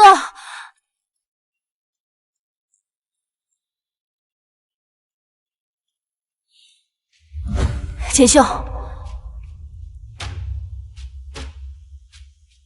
让你查的事情，查的怎么样了？奴婢按照小姐的吩咐，四处找走街串巷的乞丐打听，已然知道千机阁在京城的驻点在何处。传闻千机阁无所不知，无所不能，但要找他们办事，需要付足酬劳。这里是5000两，全部给千机阁。我要他们在1个月之内找到神医的下落。我怀疑能解毒的人就是当年下毒人。三哥是在12岁那年中毒的，当时宫中的太医嫌疑很大，是否有人告老还乡，或是被革职查办？他们此时又在何处？我想这5000两能让千机阁给我们一个答案了。是。小姐为了殿下一掷千金，若是殿下知道，他的命我真掷重掷，千金不换。待他解了毒，我报了仇，我便与他共结连理，相守白头。皇上，当年您赐给崔家的松柏鹤寿图在此，请您过目。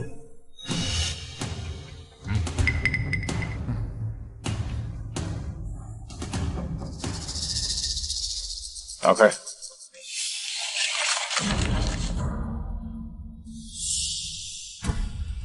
崔相，你当朕老眼昏花，朕连自己的话都认不出来了吗？皇上这是何意啊？老臣愚钝，还请皇上明示。玉存墨宝，你们崔家私下拿出去贩卖啊？还拿一副假的来糊弄朕？崔相，你让朕也太失望了。皇上，老臣岂敢？这些年我崔家将此画细心保管，由内子保管。定是老臣家中生出内贼，偷天换日的，老臣真的不知情啊！你给我滚出去！好好问问你的夫人，到底是怎么长家的？无不扫何以扫天下啊？连个小小的崔府都治理不好，朕看着丞相啊，快是要做到头了。皇上恕罪，老臣这就回去，将来龙去脉查清楚，一定给皇上一个交代。滚！是。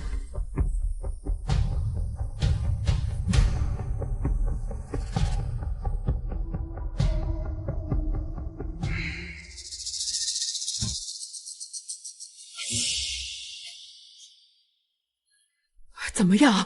皇上没说什么吧？贱人，简直就是丧门星！是要害死我崔家吗？啊！5000两，还有那么多的房产田产，竟换回来的还是一副赝品！这不可能啊！真记在皇上手上。皇上今日问我，连一个小小的府邸都管束不力，又有什么资格统管百官？这一切都是拜你所赐。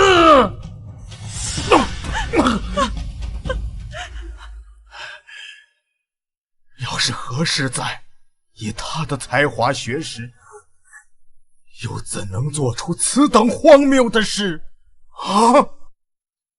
当初他突然暴毙，死后又被人下了锁魂阵，定是你这贱人所为！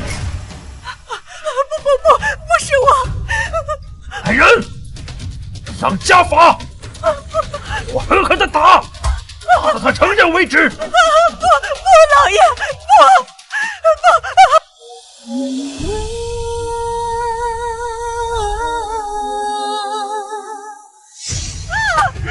老爷！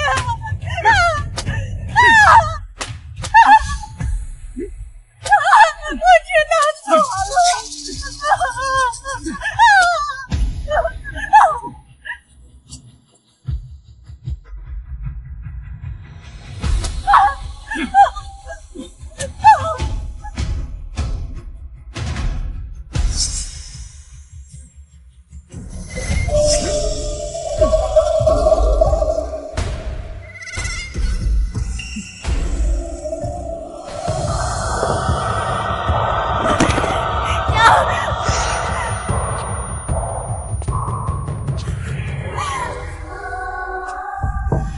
祖母，父亲，阿洛，你说的对，定是这贱人害了你母亲。从今日起到你出嫁前，由你来掌家，再不能让他祸害崔家了。父亲可还记得徐道长说的话？道长说什么？杀害母亲的真凶需在祠堂跪满749日，否则怨气不消，家破人亡。这柳氏只跪了1、2日，便敷衍了事。看来今后崔家还有大患。竟有此事！快把这毒妇押到祠堂，让她磕头忏悔！我要！锦绣，奴婢在，把人带走。是。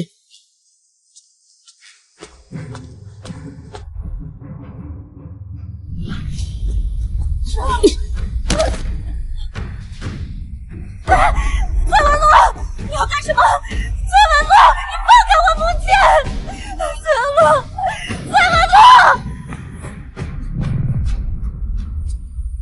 我的母亲出生于高门望族，博闻广识，人善慈悲。即使是你的出现，夺走了父亲所有的偏爱，他也从不曾增援，反而善意接纳你。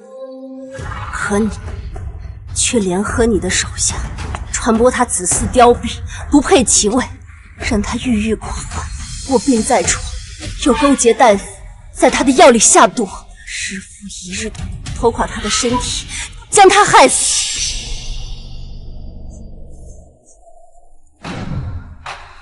害死他还不够，你又故意给他的女儿安上了灾星的头衔，放逐出府，而后你又伙同你的女儿，将他的女儿蹉跎致死，夺走他们的一切。我没有。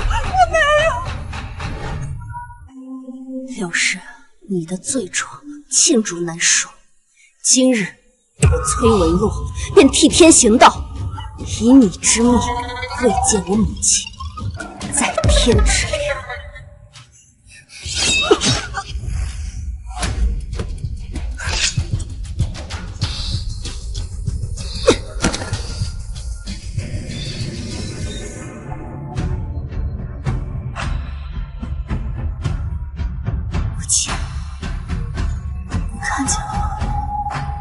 你的女儿给你报仇了。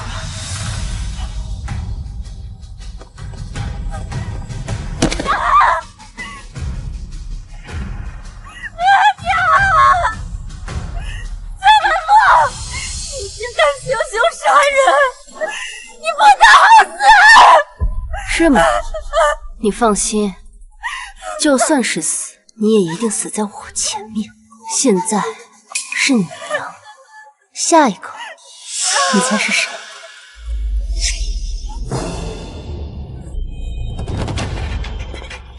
你疯了！不疯魔，不成魂，以公理和正义心理。你是仇人的心。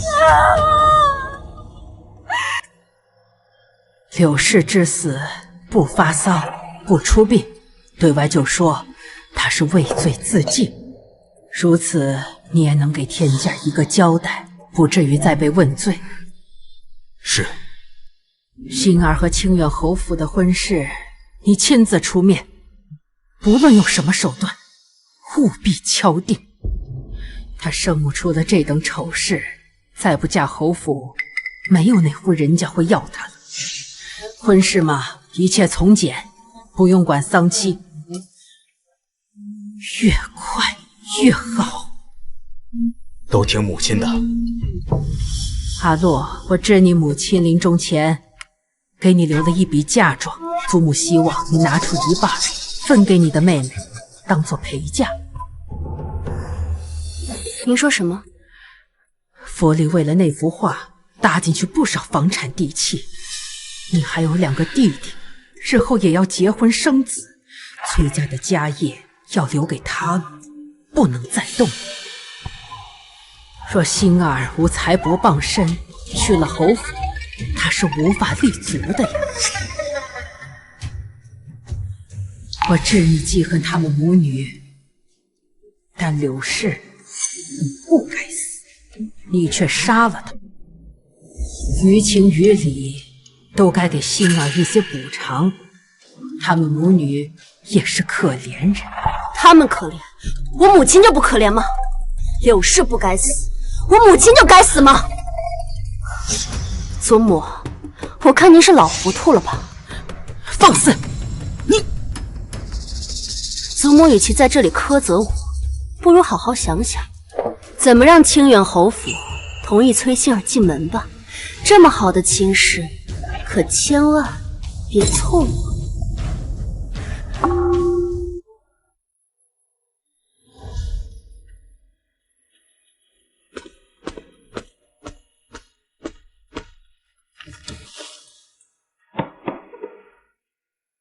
想什么呢？这么出神。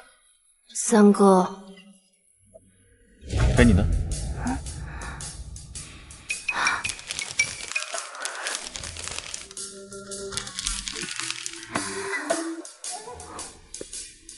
这味道跟我在南方吃的一样。京城也有相似的铺子吗？是我专人派人从南方采买。这么折腾，还说不喜欢我？为了这一包堂大费周章，分明是爱惨我了。你想多了，是我爱吃，买多了怕浪费而已。好，是我自作多情。对了，李木泽和你妹妹的亲事基本上定了。怎么说？李木泽的庶弟同人打架，将人捅死，案子压在刑部。你父亲以此向清远侯府施压，若两家结亲，案子能撤。清远侯府答应了。2个人的亲事定在下个月初办。死的是什么人？是一个从青州来京城读书的学子，家境清贫，平日里靠卖字画谋生。权臣世家狼狈为奸，手指轻轻一抬，就能碾碎一个普通人的一生，他们还有天理吗？阿洛，你的仇人也包括你的父亲吗？你还记得我跟你说过的那个梦吗？当然。梦里我被侯府虐打，走投无路的时候，也曾向崔家求援过。我想请父亲出面助我和理，然后呢？可他拒绝了。崔少说：“夫者为天，天固不可逃，夫固不可逆。”他通知我离经叛道，有辱门楣，要我乖顺服从，并亲自将我送回了侯府，还勒令人对我严加看管。于是我直到死都没能再逃出侯府。三哥，我无法不恨他，他亦是杀了我的凶手。按照我朝律法，子不弑父，弑父者判处斩刑，所以我不会杀他。但我信天理昭彰，报应不爽。崔府跟清远侯府缔结亲事，我这个做姐姐的虽给不了崔馨儿什么嫁妆，但我却想给前未婚夫李慕泽送份大礼。他送太配，我还没说是什么呢，你这就吃醋了？我才没吃醋，我是怕你脑子坏了，做出什么糊涂事儿。比如，我想让他断子绝孙。你说什么？李慕泽是侯府世子，也是清远侯府唯一的嫡子。他若有子嗣，爵位总能世袭。可他们身居高位，却欺压百姓，德不配位。我偏要他从此断子绝孙，要清远侯府从此朝不保夕。早说嘛！三哥的手下个个武功高强，这份礼物应该能把我送出去吧？管够！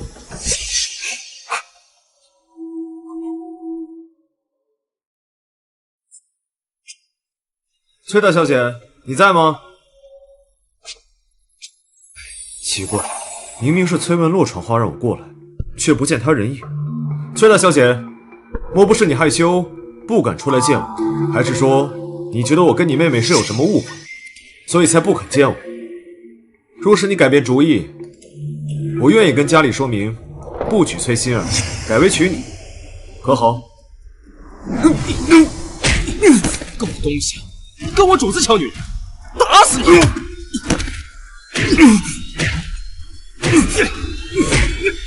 你是什么人？放开我！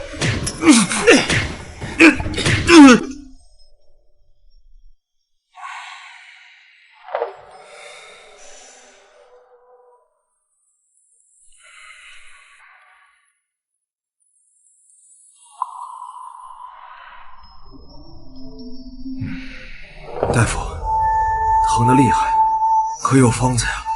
疼痛尚可缓解，但有件事，小人得让世子知道。快说吧。世子您以后恐怕无法人道，想要子嗣是不可能了。你在说什么？这不可能！一定是你这个庸医误诊、误判。小人所言句句属实。就算是大罗神仙下凡，也难治世子的病症。世子若日后想要延续香火，可以从旁支再过继个孩子。滚！你个庸医，你给我滚！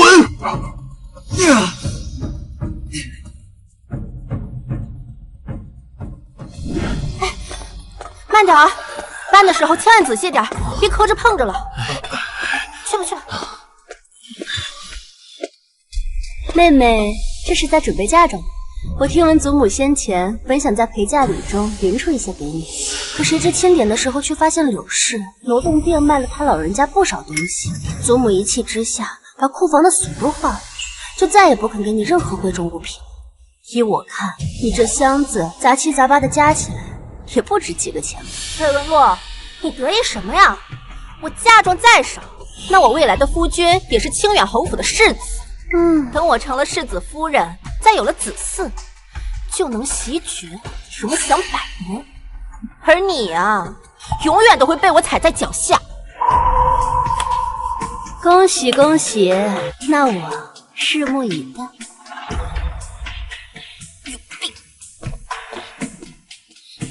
崔馨儿，你以为清远侯府是什么好地方？贪婪刻薄的婆母，不能人道的夫君，还有一个好色荒唐的庶弟，你的好日子到头。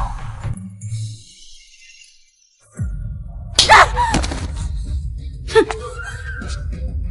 婆母，儿媳今日刚进门，侯府不操办婚礼就算了，你怎么还动手打儿媳啊？你还好意思说？当初两家一签的时候，是你母亲亲口允诺要给你准备5000两银子作为嫁妆。嫁妆呢？你带来的都是些什么东西？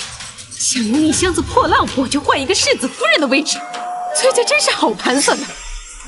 之前如果不是婆婆你咄咄逼人，非要那5000两，我母亲也不会犯下错事，因此惨死。如今银子没了，人也没了，你说这些还有什么用？同为崔家的女儿，你长姐富贵傍身，而你却如此寒酸。果然，不同娘养，名门望族的大家闺秀，岂能是那搔首弄姿的姨娘能比的？婆母，你怎么能这么说我母亲？你可心当口德吧！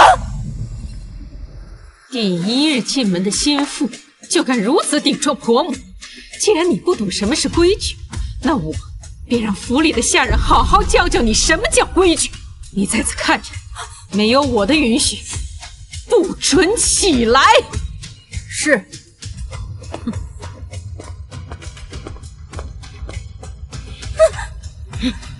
跪好！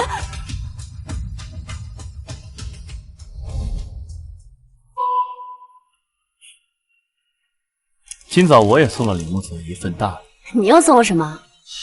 我将他绝子无嗣的消息透露给了他庶弟。你这是想让他们兄弟反目？我朝袭爵制度森严，若嫡子无直系子嗣，便失去了袭爵的先天条件，可由家中庶子按照长幼秩序继承。侯夫人只有李木泽一个儿子，若确定无后，便失去了袭爵的资格。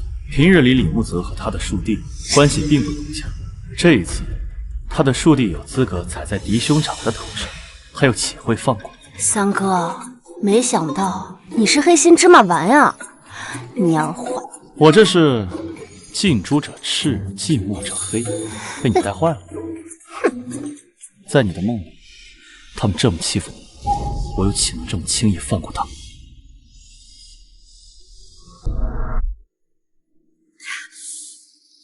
成亲当天就罚我跪2个时辰，这清远侯府真是太过分了。父亲，你终于回来了，仙儿都等你好久了。我跟你说，今日婆母当着下人的面为难我，还打了我一巴掌，实在太过分了。娘教训你，那是天经地义。你要是不满，不如自请下堂，滚回你的崔府去。我不是那个意思，我以后不说就是了。夫君，今日是我们的新婚之夜，我替你宽衣吧，我们好好温习。行了，什么洞房花烛夜，我没那个兴趣。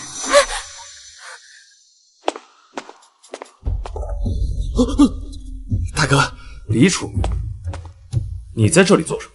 大哥，今日可是你跟嫂子的大喜之日，你不进去跟嫂子睡觉，这是要出去啊？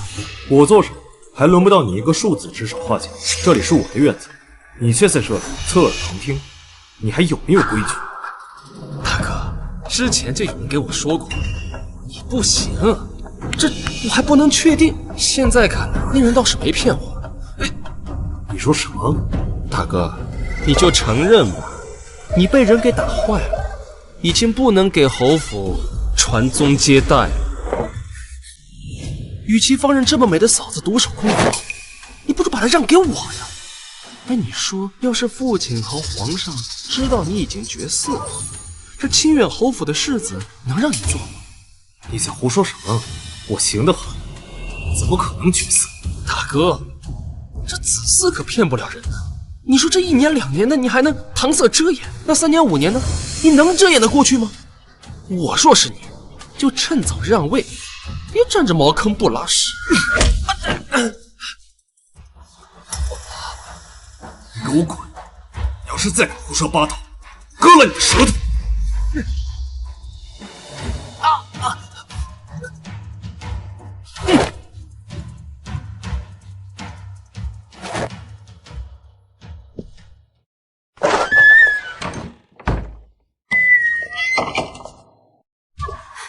夫君，那个李楚明说的到底是？这件事情不能让第三个人知道，特别是父亲和母亲。可是今天婆婆还训诫我，让我早日为你诞下子嗣，最好是再多生几个儿子。如果我迟迟不能有孕，她定会责罚我的。李楚明有句话说的没错，要是3、5年才能怀上孩子，事情就瞒不住。唯有让崔心儿尽快有孕，才能住外人的嘴。夫君，这么看着我干什么？阿南，世子，从今日起，你每3日与少夫人同房，直至她怀有身孕。这怎么可以？他一个下人，他怎么能染指我？我娘的脾气你是知道的，要是她动了，不知道是怪罪你，还是怪罪我。好了，心儿，只要你乖乖听话，你就还是能好好做你的少夫人，这样对你对我都好。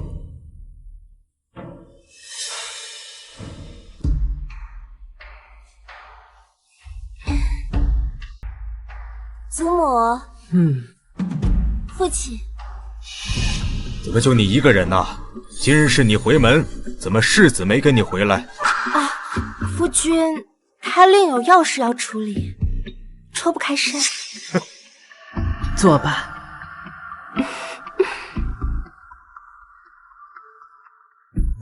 嫁去侯府，一切可还安好？好，孙女好得很。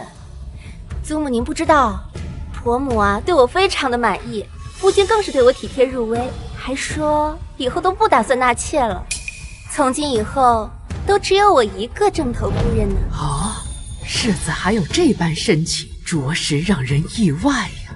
可不是嘛，祖母，您是知道的，从小到大，孙女都是一个有福气的人。唉，可不像某些人，就是个灾星。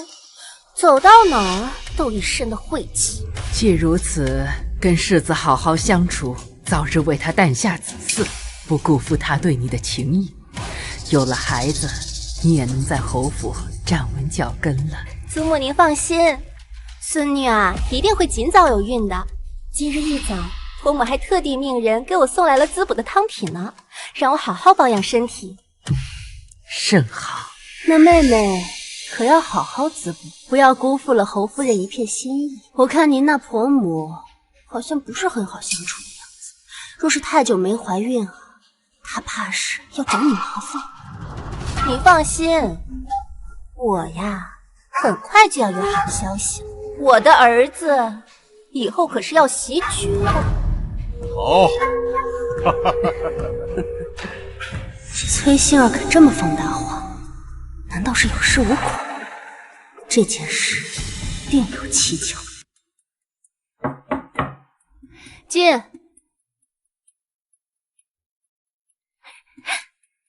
三哥，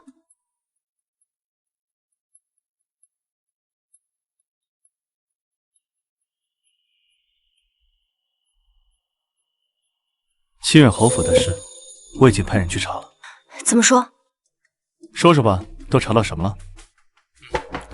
崔大小姐，昨天属下带人去夜访侯府，发现李木泽的院子里一到晚上就不让下人伺候，只留一个小厮在身旁。崔心儿是女子，身边应当由婢女照顾才行，只有一个小厮，行动多有不便。是，属下也觉得蹊跷，所以就多留了一会儿，看到了难以置信的恍惚。快说快说！啊，就寝的时候，那个小厮进了崔心儿的婚房里面，但是世子李木泽进了隔壁的屋子里。你是说同崔心儿圆房的人不是李木泽，是李木泽身边的小厮？是。李木泽默许了他们这样做，还主动给他们腾位置。他应该不是默许，而是主导这件事。一旦崔心儿有孕，他不能人道的事，即便被外人听到，也会觉得是胡诌。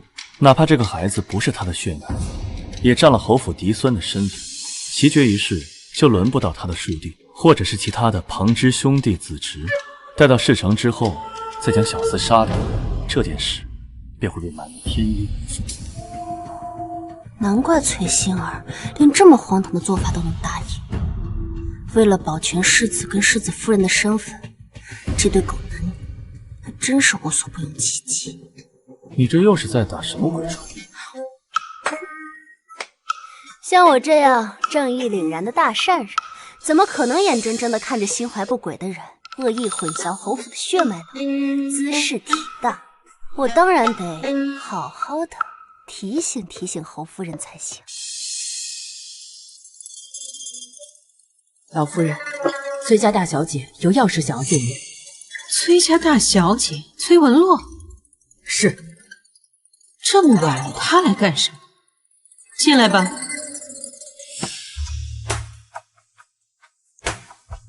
侯夫人，崔大小姐这么晚亲自登门，不知有何贵干呢？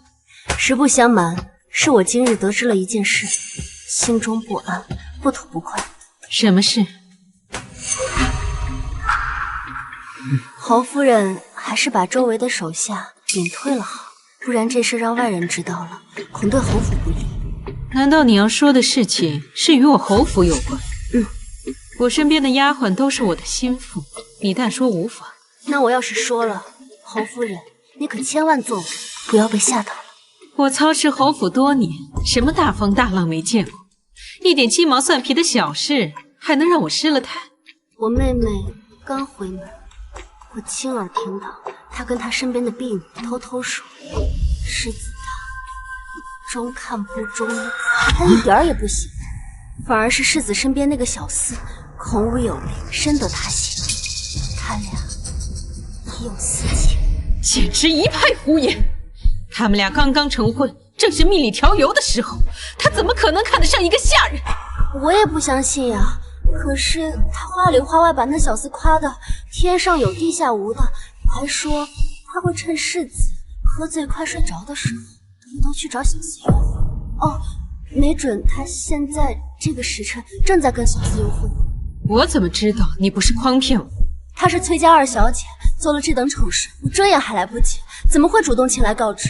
实在是不耻这等行径，也不愿世子和侯夫人你们被愚弄，心中不安，才忍不住前来告知。崔大小姐，你先回吧。是。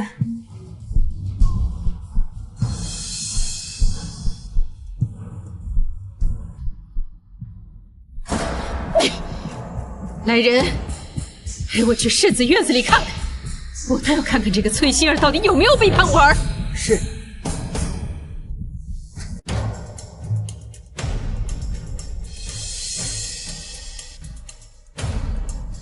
夫人，世子院内无人看守，连个丫鬟都没有。如此反常，难道真的像那个崔文洛说的那样？夫人，房间有动静，要奴婢去通报一声。什么时候了，还通报什么？把门给我踹开！万一世子和少夫人在里面闹了个误会，奴婢怕世子责怪。我是他娘，他怪什么怪？就是要怪，也该去怪崔文洛。闪开！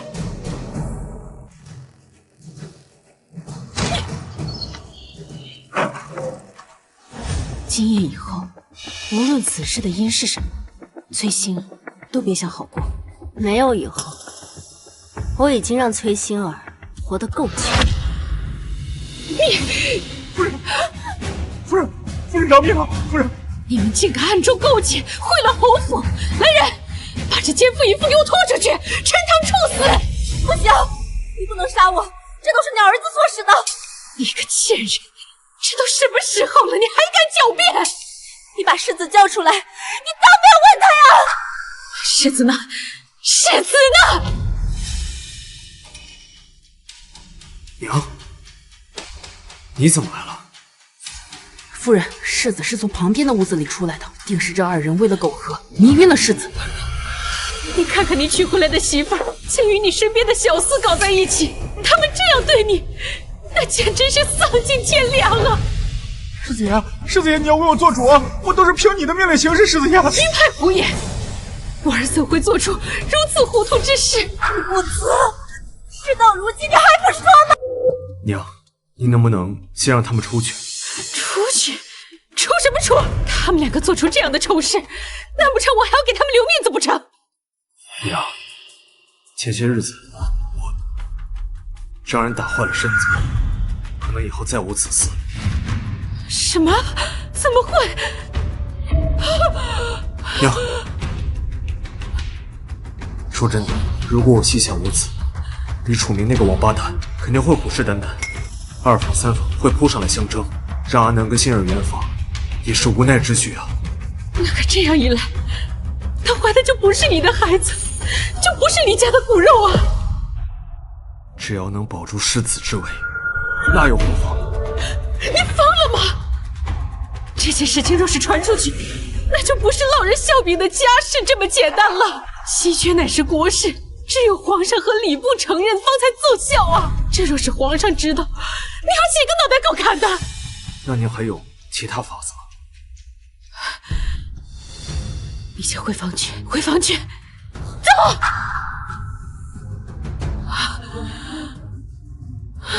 来人，把阿南给我关进柴房！夫人饶命！夫人饶命啊！饶命啊！这一崔希儿，先把他给我锁在房间，不准他出去。待我想到对策，我再来处置他。是。不行，不行，你们不能这么对我！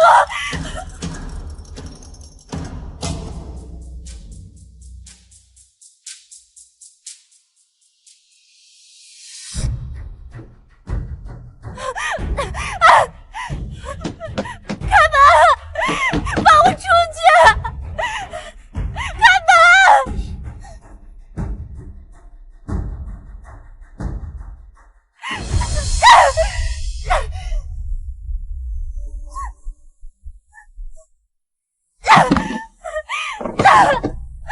混蛋！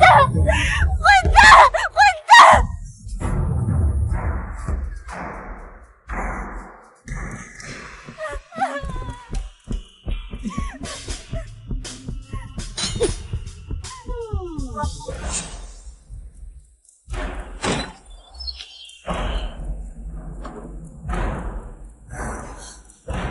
是你，崔文洛，你怎么会来清远侯府？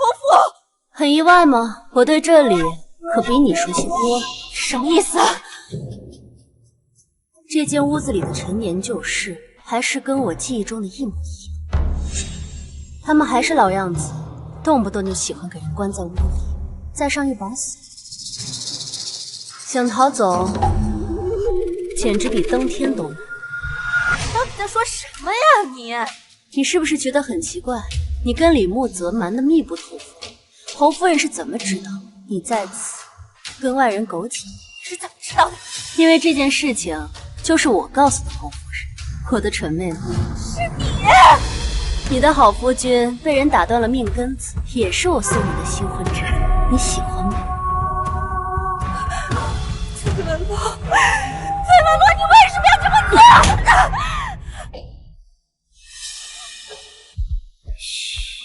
我话还没说完呢。在我母亲后院的那些白骨，也是我找人亲手取来的。还有李慕泽在春日宴上的那幅画像，也是我找人故意栽赃的。至于皇上给崔家的那幅松柏鹤寿图，你不会当真以为市面上有人敢随意买卖皇上的墓宝吧？那也是你设计的。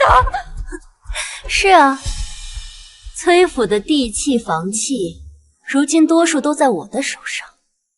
崔少跟柳氏汲汲营营半辈子，竟如此不堪一击，你不觉得可笑吗？我母亲也是被你杀死的，这世界上怎么会有你这样的人？你简直比鬼还可怕！那你怎么知道我不是地狱里爬上来的鬼呢？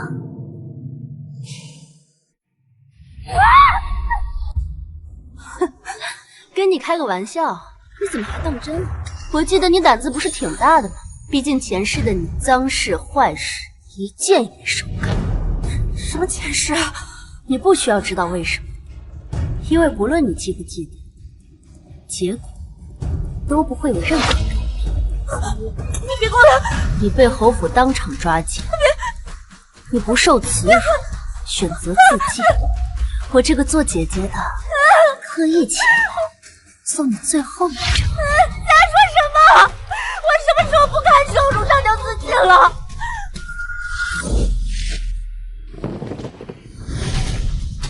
今夜，此时。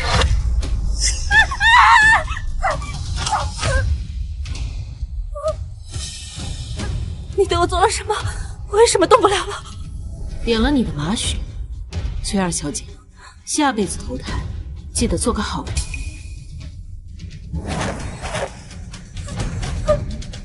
我知道错了，我以后再也不敢了，姐姐，放过我，我错了，姐姐。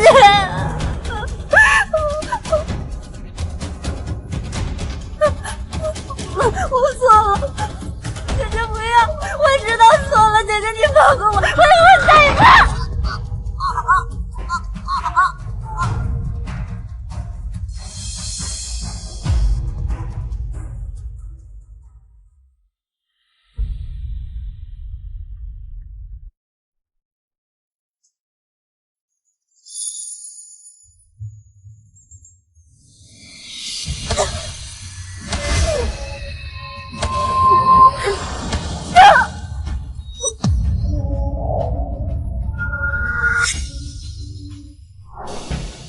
如此说来，除了让薛馨儿尽快怀孕，真就没有别的法子可以收场了。娘，你放心，让馨儿怀上身孕，我就派人杀了阿南，此事应该是最有解了。待会儿你就把崔馨儿给放出来，同她讲清楚利弊。崔馨儿不会再来了。崔大小姐姐还在我侯府未回去，今夜清远侯府这么热闹，我岂能错过？你竟然还敢！上次你约我出去，途中暗算我，这笔账还没跟你算呢。世子是不是误会什么了？我与你素不相识，怎会单独约你？你搞错了吧？不过眼下，我的确有件事情要跟清远侯府算。我的妹妹崔馨儿被你们侯府伤害，悬梁自尽了。侯府是不是应该给我们崔家一个交代？你说什么？崔馨儿死了？夫人，世子，不好了，少夫人她自缢身亡了。娘，她怎么会死呢？娘，现在怎么办？她是与人同奸而死的，与我侯府有何干？侯夫人，我还在这儿呢，你竟敢当着我面睁眼说瞎话吗？我的妹妹崔馨儿就是被你们给逼死的。你的儿子不能人道，你就强迫他与小厮苟合。事情败露之后，你们却翻脸不认人，活活逼死了他。清远侯府丧尽天良。殿下，崔大小姐简直就是我现在最敬佩的人。你看啊，人是她杀的，现在责任还推得干干净净，侯府还得背锅。怎么能说是背锅呢？明明是他们陷害。行，您说的都对。崔大小姐，今日的祸端难道不是你带来的吗？到底还想怎样？我来探望我的妹妹，竟被你们说成是祸端。那好，我现在就回去告诉我父亲，定与你们侯府不死不休。你走。是。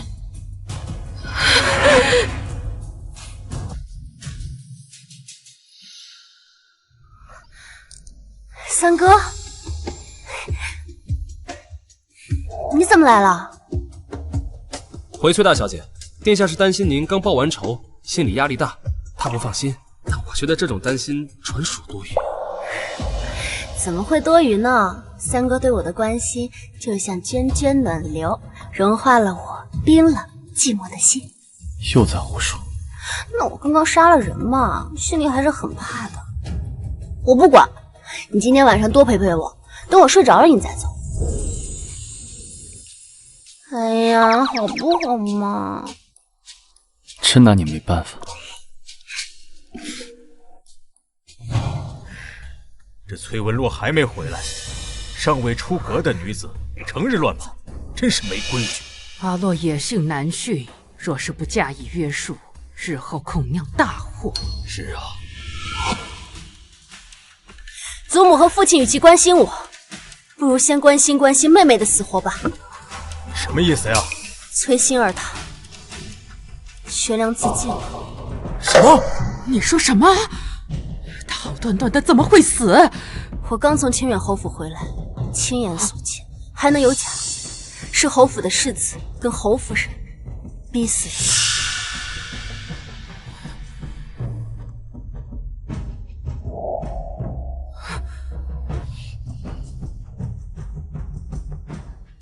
事情的经过就是这样，父亲，清远侯府如此作为，惨绝人寰。我虽不喜欢崔心怡，但也见不得她被人这般欺负，您可要替她伸冤啊！母亲，儿子以为此事不宜声张，您觉？就算是世子教唆，同意与下人通奸，实在是有失体统。事情传出去，外人会笑我们崔府行事出格，没有教养。是。那可否将崔心儿尸体带回来？嫁出去的女儿泼出去的水，她的后事就让侯府去办吧。你的女儿被人害死，你身为一朝宰相，却不报仇不收尸，甚至人已经死了，追究下去，除了辱没门楣、落人话柄，别无他用。这个时候，只有保全清白名声才是要紧。我有的时候真的不明白，你们根本就不爱自己的子女，可是为何又这么热衷于繁衍子嗣呢？你们的嘴里，我早就已经领教过，已经习以为常。也不知这本就根基不深的崔府，人丁凋敝，摇摇欲坠，会不会有那么一天，轰的一下，就变成一片废墟呢？孽障！你胡说什么？时辰不早了，我就不在此陪你演父慈子孝了，告辞，父亲。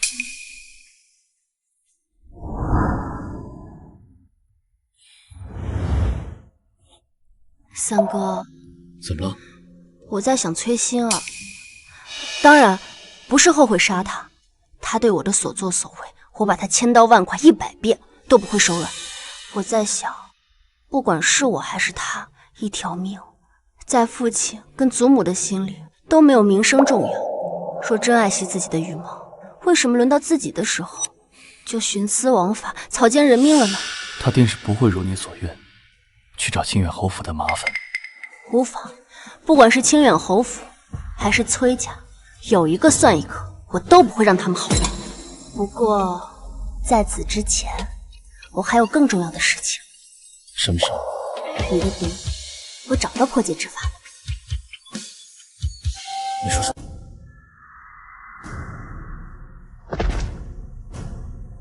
贼传闻讯，见过陈王殿下。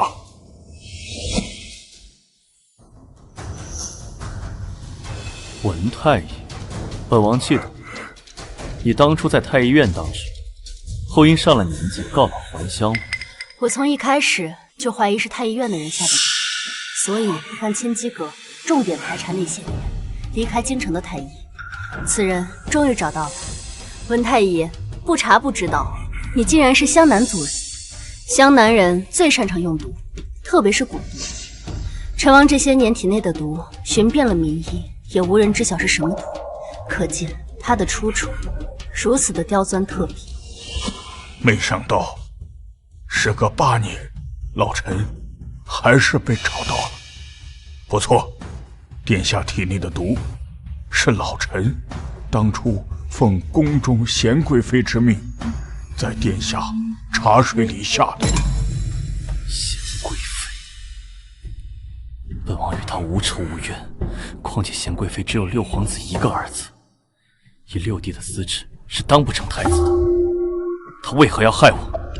这就要从殿下和六皇子幼时说起。殿下自小聪慧，是所有皇子中才学最为出众的，也是最受陛下疼爱的儿子。而六皇子就恰恰相反，是受到责骂最多的那个。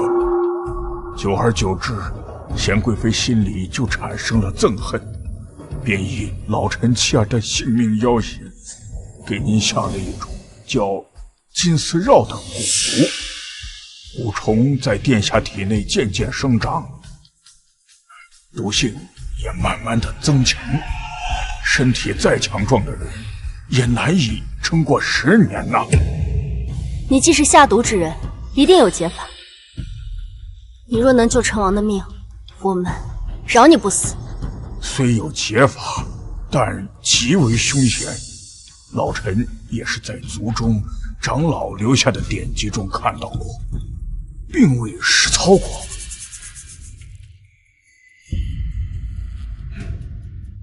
起来说吧。谢殿下。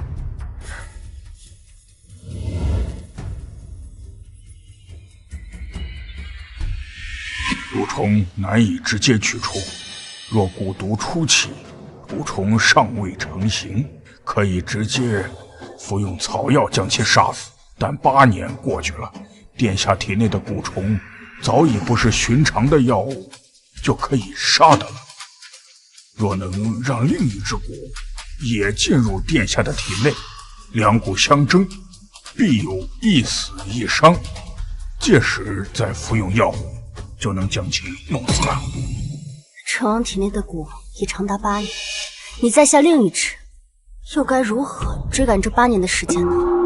我欲给王爷下的另一只蛊，名叫金蚕蛊，它一日生长进程，就能赶得上金丝绕1年的进程，并且此蛊好斗，不死不休。如果运气好的话，说不定2只蛊能同归于尽。那你说的解法极其凶险是什么意思啊？殿下被金丝绕折磨了8年，身体早已亏空，若两蛊在体内缠斗，这个过程他未必能承受得起。古籍上说，此前有人用过此法，高烧不退，肺腑剧痛，直接身死。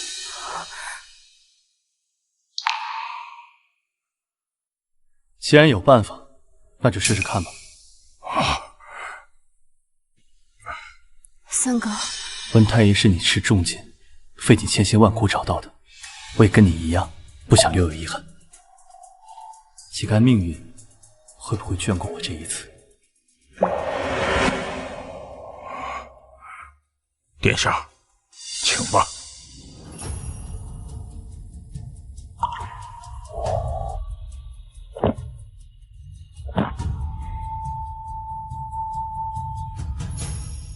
接下来几日，金蚕蛊会自行生长，待到他觉得时机成熟，就会去找金丝绕的麻烦。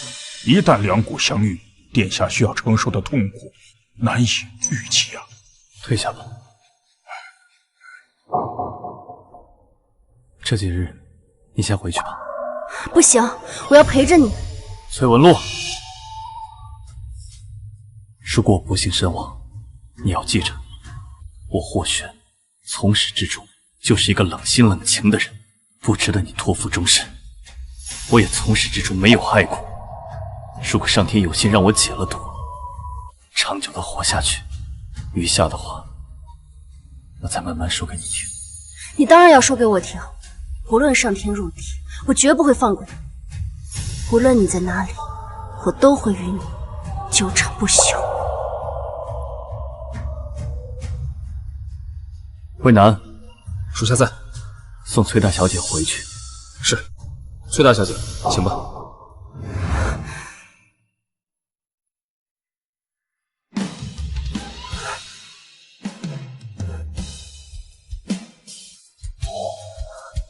听话，就当是为了让我安心。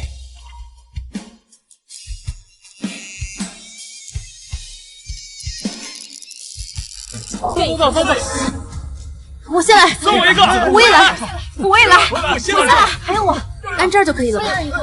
我愿意作证，我也加入。等这一天等好久。一起来，惩罚，一起。这些天我一直在搜罗你处于杀人的罪证。崔少受了刑部包庇元凶，有目共睹，待来日正宫成堂，必有回响。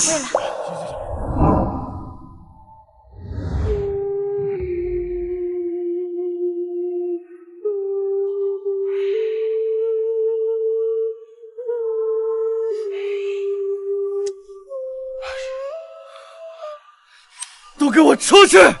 出去！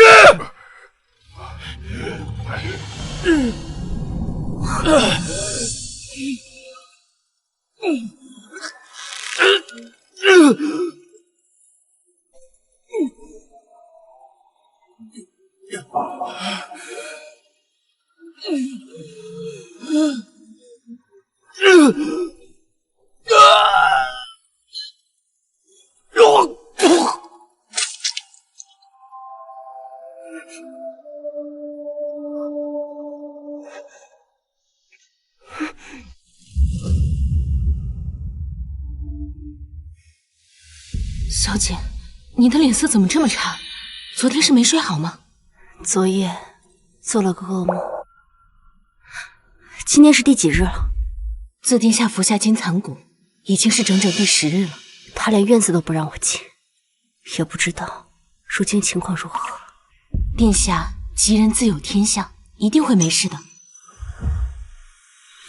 若上天有神明，能听到信女的祈祷，信女愿有1半的寿命换或许平安健康。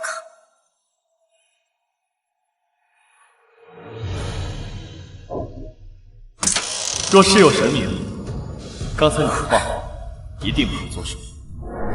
童言无忌，不可当真。三哥，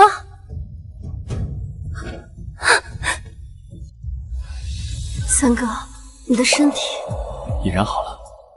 文太医替我诊断过，蛊虫已死，剩下的蛊毒慢慢清除便好。往后细心调养，便可康复。太好了。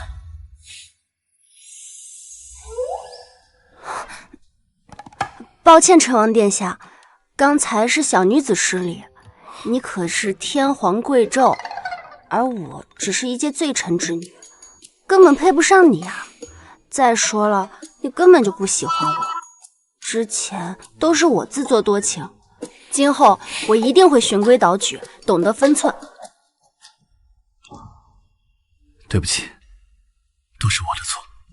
以前我说不喜欢你，字字句句都是假话。我知道呀，你当我是亲妹妹吗？你对我只是兄妹之情，并无男女之意，我以后绝对不会忘记。好了，我真的错了，你要打要骂，悉听尊便。我会选保证，此生只爱你一人，也只想娶你一人。阿洛，嫁给我好不好？不好。回答错误，重新回答。老不正经，为老不尊。哪里老了呀？我才比你大了3岁而已。不管，就是老，糟老头子一个，一肚子坏水。上次分开前还说什么我霍玄从始至终都是一个冷心冷情、忘恩负义的人，还说从来没有爱过我，一天到晚就知道装货。好，好，好，我就是一个大装货，那就罚我以后唯崔文洛的话言听计从，说一不二，好不好？这还差不多。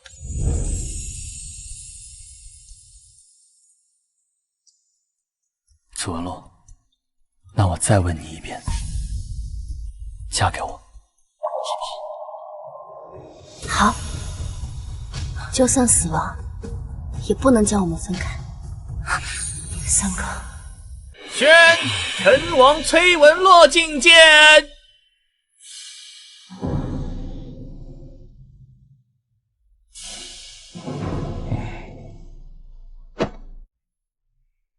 儿臣参见父皇。本王，你大病初愈，不必多礼，快平身吧。崔文洛，你也平身吧。谢皇上。陈王说你有要事要见朕，说吧，所为何事？臣女想要状告自己的父亲崔绍滥用职权，销毁卷宗，替清远侯府2公子李楚明掩盖罪行。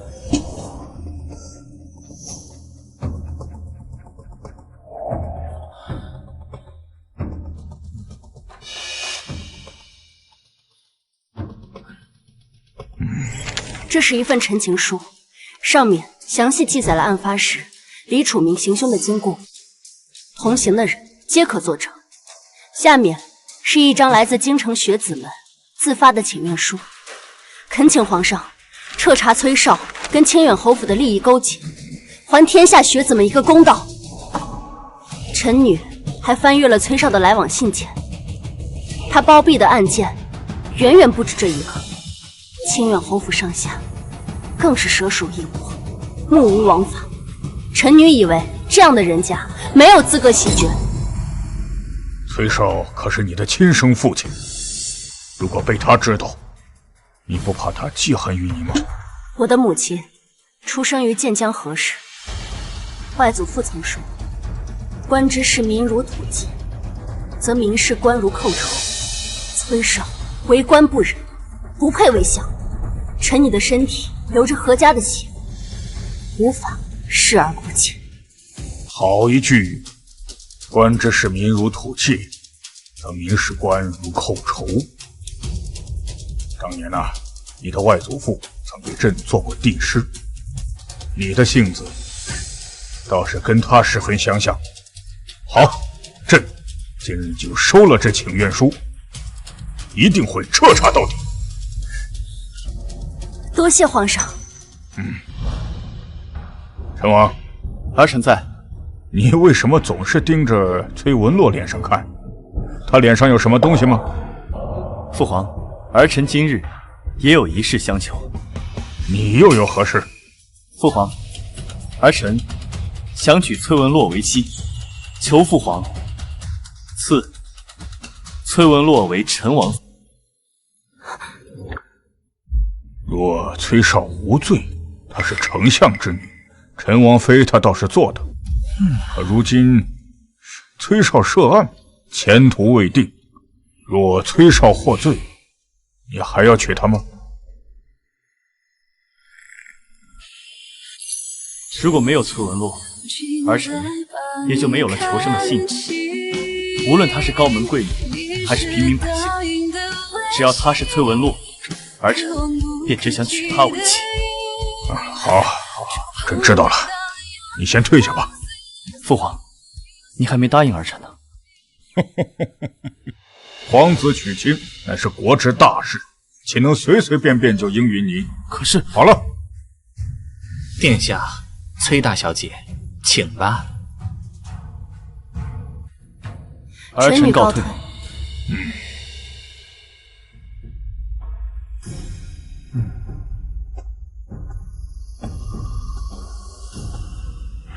过来，去把礼部尚书找来，让他着手册封陈王妃的圣旨。皇上，您答应殿下的请求了。陈王是朕好不容易才恢复康健的儿子呀，别说他要娶的是何氏之女崔文洛，就是他想娶一头猪，朕都要硬着头皮答应啊。是，快去快去。崔相，皇上下令彻查清远侯府一案，请您移步督察院接受调查。走吧。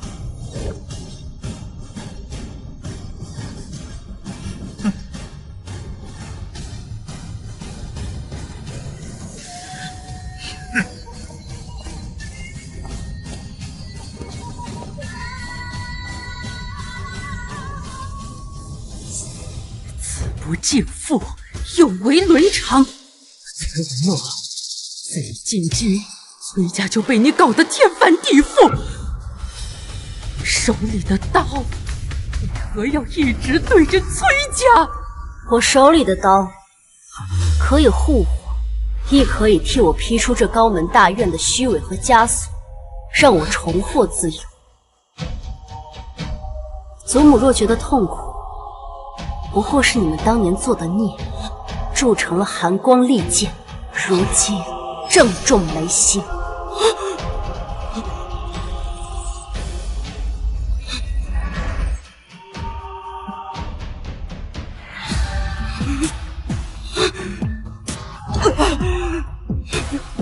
前尘旧恨昭许，爱人得以重逢。从此海晏河清，盛世长宁。